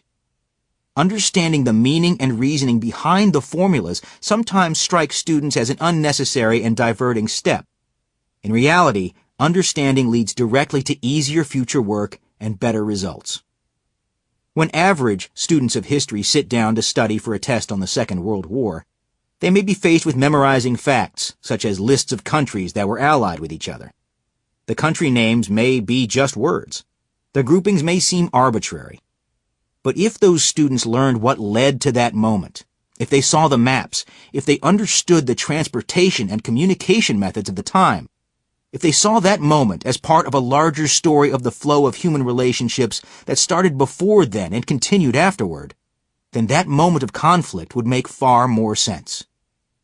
You may believe that such a recommendation is ridiculous, because it means memorizing far more historical facts rather than the original smaller lists of historical events of World War II. However, our point is that learning the flow of history, or any subject, makes each part far more stable and meaningful. Ironically, memorizing a smaller number of isolated facts is harder. Suppose you had to memorize the following list of words: horse, order, because, easy, in, we, before, sentence, a, did, logical, is. Wouldn't it be easier and faster to memorize the following longer list of words? This sentence is easy to remember because the words appear in a logical order. That is, we did not put the cart before the horse. The answer is yes, because the surrounding context gives meaning to the otherwise meaningless, discrete words. People who are more successful at anything are performing their task with their eyes open. That is, they are doing something different from others who do not perform at the same level. Often, the distinction between the skilled practitioner and the less skilled practitioner is described by saying that the skilled person is better at the task. But a more useful and accurate perspective is that the skilled practitioner is doing a fundamentally different task, one that you could master as well. In a chronically leaking boat, energy devoted to changing vessels is more productive than energy devoted to patching leaks. Warren Buffett. To become more skilled and successful, you might think in terms of altering what you do, rather than thinking in terms of how well you do it. Instead of thinking, do it better, think, do it differently. If you want to learn a subject, instead of memorizing rules and facts, concentrate on truly understanding the fundamentals deeply. If you want to think of new ideas, don't sit and wait for inspiration. Instead, apply strategies of transformative thinking such as making mistakes, asking questions, and following the flow of ideas. A way to provoke effective thinking. Expert change. If you're learning something, solving a problem, or developing a skill, imagine in detail what a more skilled practitioner does, or what added knowledge, understanding, and previous experience the expert would bring to the task. In other words, describe the different task that an expert would be doing, compared to what you are currently doing in undertaking your task. Instead of thinking that you are going to be doing something that is harder, requiring more concentration and more effort, think in terms of what kind of knowledge or skill or strategy would make the task an easier one. Illustration: the pianist. Imagine practicing a piano piece. An expert memorizes the music and thus can look at the keyboard while performing those long jumps. That may be an easier task than reading the music while attempting to strike the correct keys. At a more subtle level, the accomplished musician understands the chord structure and hears each voice of the music, so the expert is doing something different from the person who is merely remembering what keys to press. The dumb student. Everyone is different. Some people are born with bodies that are bigger or smaller, more muscular or more flexible. Not every person is capable of being a world champion marathon runner, no matter what effort he or she might expend on that goal. And not every person is capable of becoming the world's greatest theoretical physicist. But what is most impressive is the distance between what people could potentially achieve and what they do actually achieve. Remember Mary? She was the student who thought she couldn't do math, but by making mistakes and facing questions that allowed her to follow where those errors led, she was able to think of a creative and original answer to a challenging question about infinity. The point of her story is that vast potential lurks in us all. Using techniques of thinking that can be practiced and mastered, Mary succeeded wildly, and so can you. Are there limits to how far a given individual can go?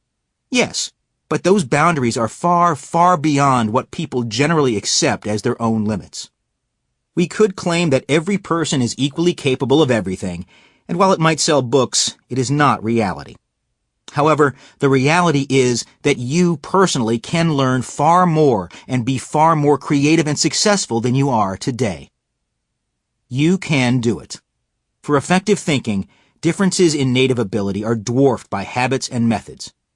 Those individuals who may appear to be the brightest in the sense of catching on to things immediately and being able to deal with complexity without getting confused are rarely the most productive, imaginative, or effective.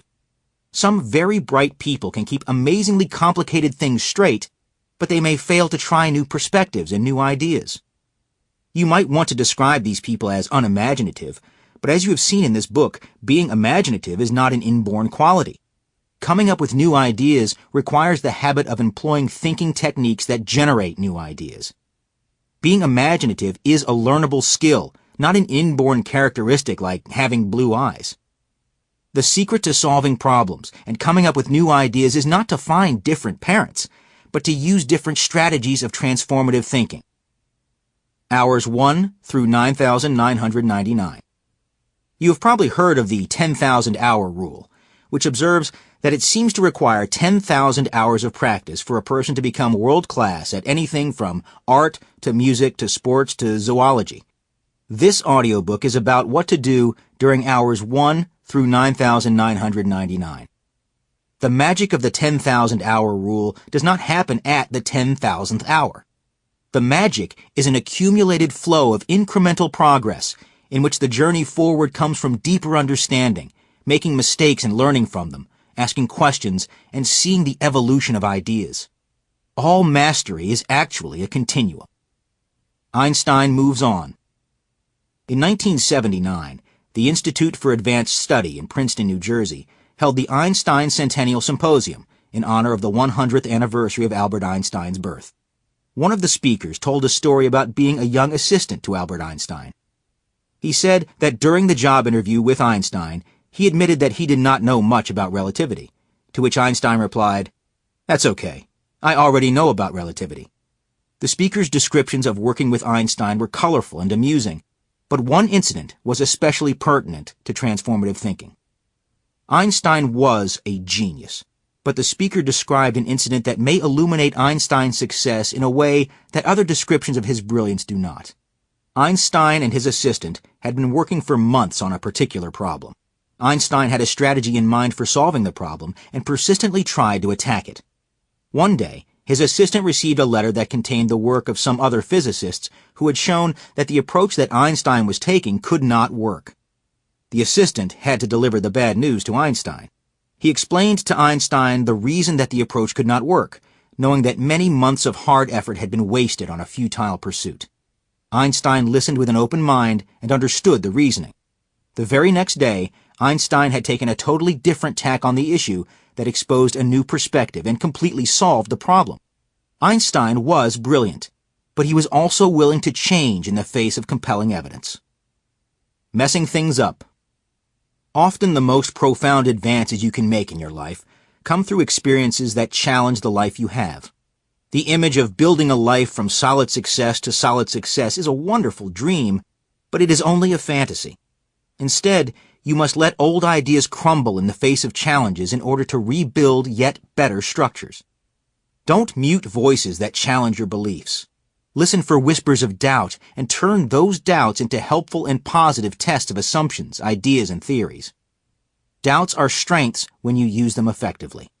Our political theatrics in debates and on cable news programs promote an unproductive attitude that doubt is a sign of weakness, when in reality doubt is a sign of strength. In watching political pundits yell at each other on TV, never once have we heard one respond to the other with, "That's a better idea. I'm going to change my mind." The unchangeable mind is a closed mind. The result in politics is a calcified lack of innovation and flexibility. Gridlock. Doubt can be unsettling, but it does not have to be. You can turn doubt into a comfortable and insightful guide along the road to true change. If you are open to new ideas, and you allow yourself to follow your changing opinions and passions, they will lead you in directions you did not originally expect to go. In college, huge numbers of students believe they should be pre-med or pre-law, but only because they are not aware of alternatives. No matter what your stage in life, you are going to develop strengths you do not yet have, and when you do, opportunities will open to you that you have not yet dreamed of. Holiday at Big Lake. R.L. Moore was one of the most famous mathematics teachers in the mid-20th century. He conducted his classics in a very peculiar but effective way. He never lectured. Instead, he posed questions, and his students were required to answer them independently without any outside help. Entirely on their own, they were required to discover answers to these difficult questions. In class, Professor Moore started with the student he considered the least able and asked, "Mr. Blank, can you answer the next question?" If that student could not answer the question, Professor Moore asked the same question to the next weakest student, and so on, until he found a student who claimed to be able to answer the question. That student would go to the blackboard and present his or her solution. If the other students found no flaw in the answer, then Professor Moore would simply move on to the next question. Sam Y. was a student in a mathematics course taught by R.L. Moore, and found himself as having the dubious distinction of being considered the weakest student in the class. He had never answered a question correctly during the entire fall semester. At that time, the first semester did not end until several weeks after the winter break. During that winter vacation, Sam went with his parents to Big Lake, Texas. His only chance to pass this class was to somehow find a way to answer some of those difficult questions. He isolated himself in his room and thought. He returned to the first questions of the semester. By looking back at the beginning of the term, the work began to make sense. He saw why the first theorems were true. He built up from the ground floor and question by question solidly constructed answers for himself that taught him the material in a deep and meaningful way. He eventually found himself tackling the questions that had not yet been discussed in class. On the first day back from vacation, Professor Moore turned, as always, to Sam and asked, "Mr. Y, can you solve question 35? With a feeling of pride, Sam replied, "Yes, sir, I can." And he could. To the surprise of the other students in the class, he presented his correct solution to question 35. Professor Moore, however, was not surprised. He had deliberately given his students the challenges that encouraged them to personally find out how to become a quintessential student, how to understand ideas deeply, how to question, how to fail on the road to success, and how to see the flow of ideas. When Sam sat down, Professor Moore asked, "Mr. Y, can you solve question 36? "Yes, sir, I can," was his answer. For the remaining 2 weeks of the term, Sam Y presented his correct solutions to all the remaining questions. At Big Lake, Mr. Y had become a quintessential student. He went on to earn a Ph.D. in mathematics, and Dr. Y had a long and successful career as a professor of mathematics at a major university. Not every teacher establishes a classroom environment in which student success directly corresponds to becoming an effective learner and innovator. But regardless of any teacher's skills, students can focus on the goal of developing the lifelong habits that will change them forever. Final thoughts. Becoming the quintessential you. The story of our dear friend Lee provides a final illustration of the transformative effect of real change. Lee decided she wanted to get in better shape. Instead of the quick but ineffective fix of some miracle fad diet, Lee made a slight change in how she viewed herself and how she behaved. She began to eat healthful foods and to climb the stairs instead of riding the elevator. Lee became a different person. Consequently, 14 months later, she had lost a total of 80 pounds and today remains fit and healthy. She does not spend her life fighting herself to behave differently from how she would prefer to eat and act. Instead, she now is a person for whom healthful eating and appropriate exercise are natural, easy parts of everyday life. Her strong physical condition is an inevitable consequence of the habits she adopted. Moreover, any able-bodied individual who embraces those same habits will become just as fit. Similarly, if you adopt the elements of thinking suggested in this audiobook and make those habits part of who you are, you will develop mental strength and capacity, and you will become a more effective and creative thinker. Moreover, applying these elements to yourself leads you to clarify the core of your own self-definition, including your values, morals, ethics, and beliefs. When the American founding fathers imagined a democracy that would reflect the will of the people they envisioned were thoughtful, independent-thinking citizens who would understand the issues of their day and would turn their own clear wisdom to making sound decisions for the benefit of society. Surely more than ever, the world needs thoughtful voices. Voices that can ignore the bombast and heat of shallow excitement and focus instead on thinking calmly and sensibly about long-term goals and consequences. These elements of effective thinking will help you to become a quintessential citizen of the world, contributing personally and professionally, locally and globally. Whether in school or out, whether young or old, you can choose to be a person who sees boundless opportunities, who enjoys the lifelong process of personal growth and discovery, and who meets challenges and obstacles with innovation and imagination. Strive for rock-solid understanding, earth. Fail and learn from those missteps, fire. Constantly create and ask challenging questions, air. Consciously consider the flow of ideas, water.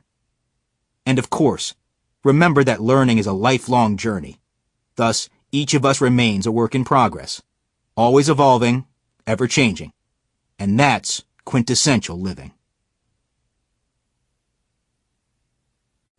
Summary. 6. A way to provoke effective thinking. A brief review. Earth. 1. Grounding your thinking. Understand deeply. 1. Understand simple things deeply. 2. Clear the clutter. Seek the essential. 3. See what's there. 4. See what's missing. Master the basis. Consider a skill you want to improve or a subject area that you wish to understand better. Spend 5 minutes writing down specific components of the skill or subject area that are basic to that theme. Pick one of the items on your list and spend 30 minutes actively improving your mastery of it. See how working deeply on the basics makes it possible for you to hone your skill or deepen your knowledge at the higher levels you are trying to attain. Apply this exercise at all scales to other things you think you know or would like to know. Ask, what do you know? Do you or don't you truly know the basics? Consider a subject you think you know or a subject you are trying to master. Open up a blank document on your computer. Without referring to any outside sources, write a detailed outline of the fundamentals of the subject. Can you write a coherent, accurate, and comprehensive description of the foundations of the subject? Or does your knowledge have gaps? Do you struggle to think of core examples? Do you fail to see the overall big picture that puts the pieces together? When you discover weaknesses in your own understanding of the basics, take action. Methodically, slowly, and thoroughly learn the fundamentals. Repeat this exercise regularly as you learn more advanced aspects of the subject.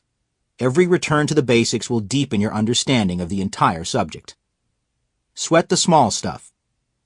Consider some complex issue in your studies or life.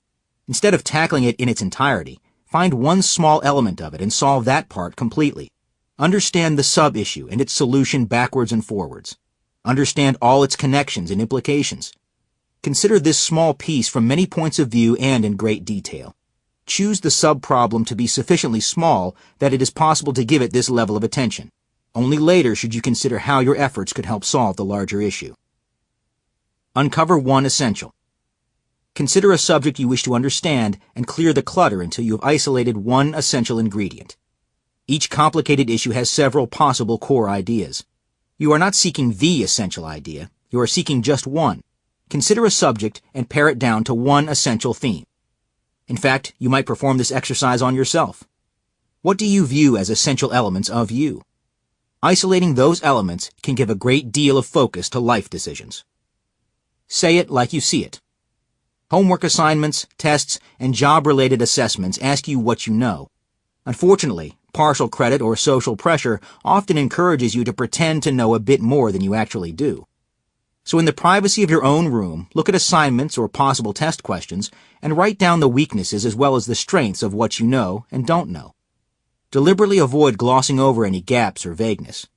Instead, boldly assert what is tepid or missing in your understanding. Then, take action.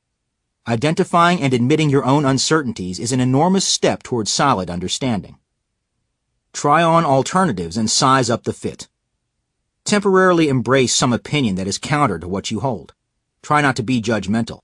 Don't resist the alternative views. You are not committing to any change. This exercise has the goal of understanding alternatives more realistically. As a result, you might change an opinion, but more likely you will simply have a better understanding of why the alternative views make sense to others. See the invisible. Select your own object, issue, or topic of study, and attach an adjective or descriptive phrase, such as the first for the World War, that points out some reality of the situation, ideally some feature that is limiting or taken for granted. Then consider whether your phrase suggests new possibilities or opportunities. This exercise helps you to create interesting and provocative insights. Fire. 2. Igniting insights through mistakes. Fail to succeed. 1. Welcome accidental missteps. Let your errors be your guide. 2. Finding the right question to the wrong answer. 3. Failing by intent. Fail 9 times. The next time you face a daunting challenge, think to yourself, in order for me to resolve this issue, I will have to fail 9 times, but on the 10th attempt, I will be successful. This attitude frees you and allows you to think creatively without fear of failure, because you understand that failure is a forward step toward success. Take a risk, and when you fail, no longer think, oh no, what a frustrating waste of time and effort, but instead correctly think, great, 1 down, 9 to go, I'm making forward progress. And indeed you are. After your first failure, think, terrific, I'm 10% done. Mistakes, loss, and failure are all flashing lights clearly pointing the way to deeper understanding and creative solutions. Don't stare at a blank screen.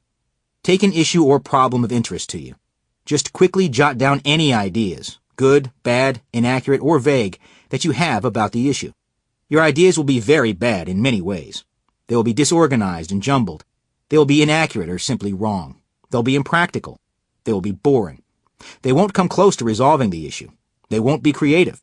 Congratulations, excellent start. Now read what you wrote and focus on 2 features, what's right and what's wrong. Now you have something to do. Tease out the good elements. Find particularly nice phrases or pieces of strong ideas. Uncover a word that is suggestive of some unstated interesting notion. Find that you have clarified for yourself the core of the idea that you want to express. The second task is to recognize and exploit what's wrong and correct the errors you see. You are now doing something different. You are not creating a work on a blank canvas, but instead you are responding to a work already there. In making this action item practical, it is important to give enough time for the required iterations.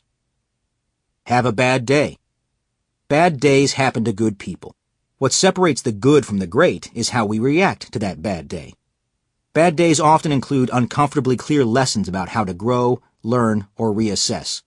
So the next time you're having a bad day, make the conscious effort to find and extract positive lessons from those not-so-positive experiences. Exaggerate to generate errors. Consider an issue or problem and now exaggerate some feature of it to a ridiculous extreme. If you are arguing one side of an issue, support the side you truly believe, then make the argument so exaggerated that you realize that it's way over the top. Now study your exaggerated description and discover some underlying defect. Does that defect also apply to a non-exaggerated perspective?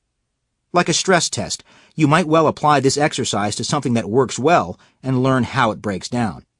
The strategy of exaggeration to extremes can be applied to any issue, from writing to marketing to product development to politics. For example, large companies hire hackers to attempt to break into their computer systems to expose security weakness. Air. 3. Creating questions out of thin air. Be your own Socrates. 1. How answers can lead to questions. 2. Creating questions enlivens your curiosity. 3. What's the real question? Teach to learn. There is no better way to learn anything than to actually teach it, because to teach something, you have to confront many fundamental questions. What is the motivation to learn this topic? What are the basic examples? On what aspects of this material should I focus? What are the underlying themes? What ties the ideas together?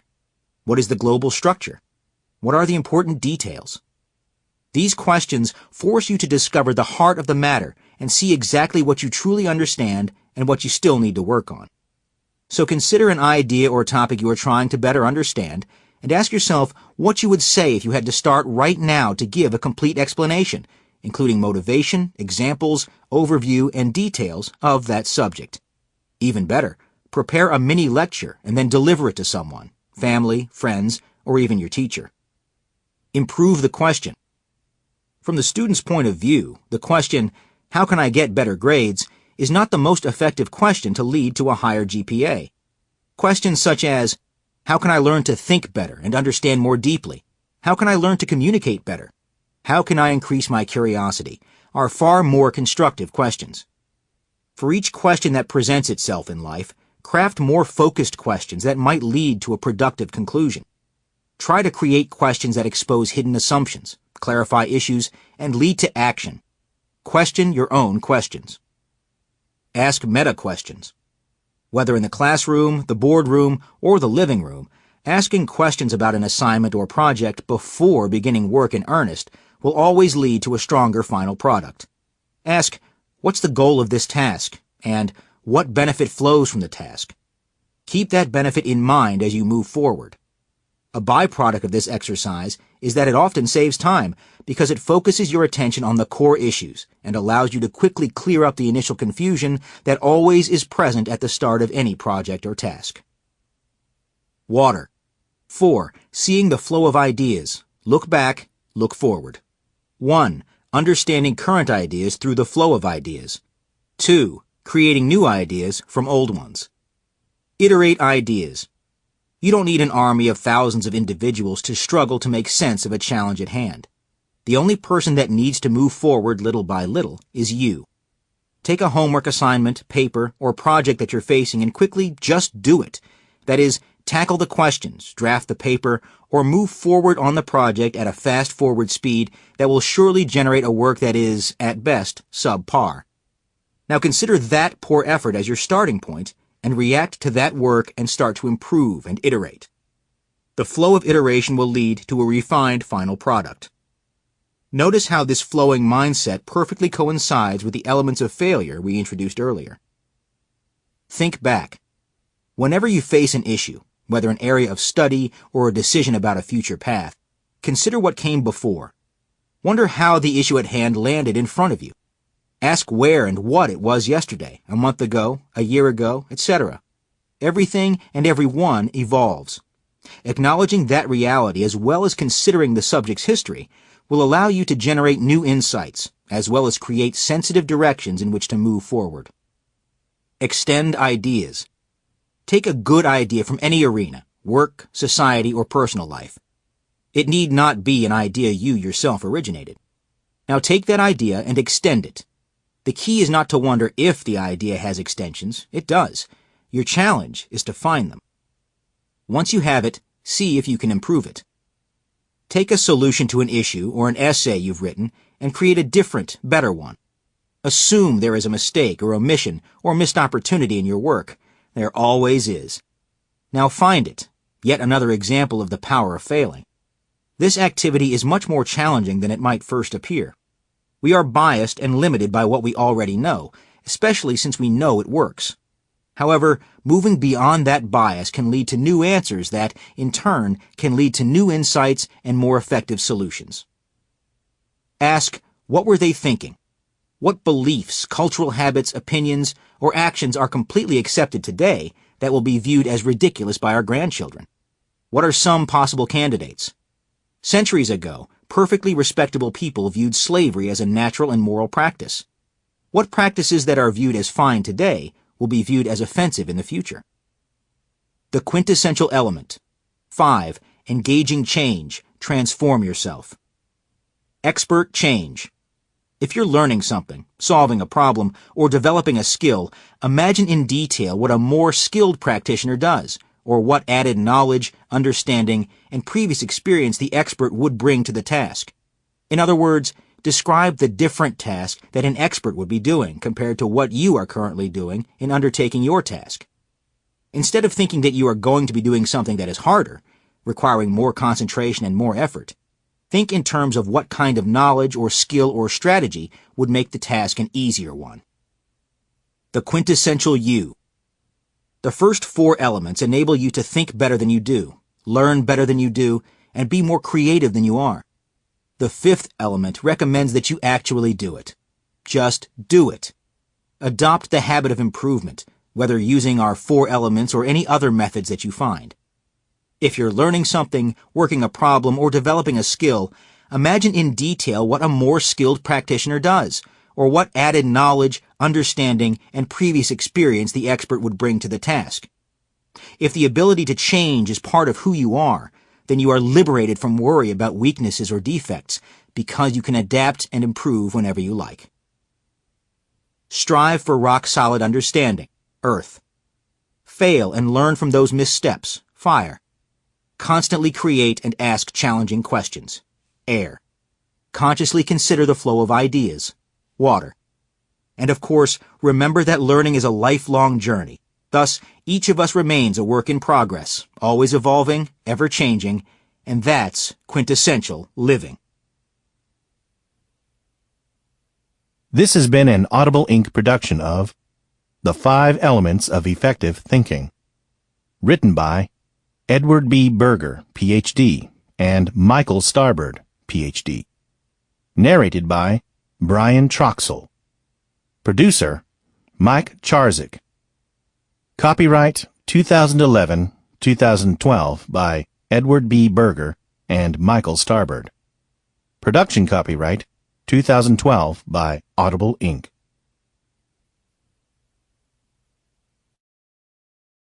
Audible hopes you have enjoyed this program.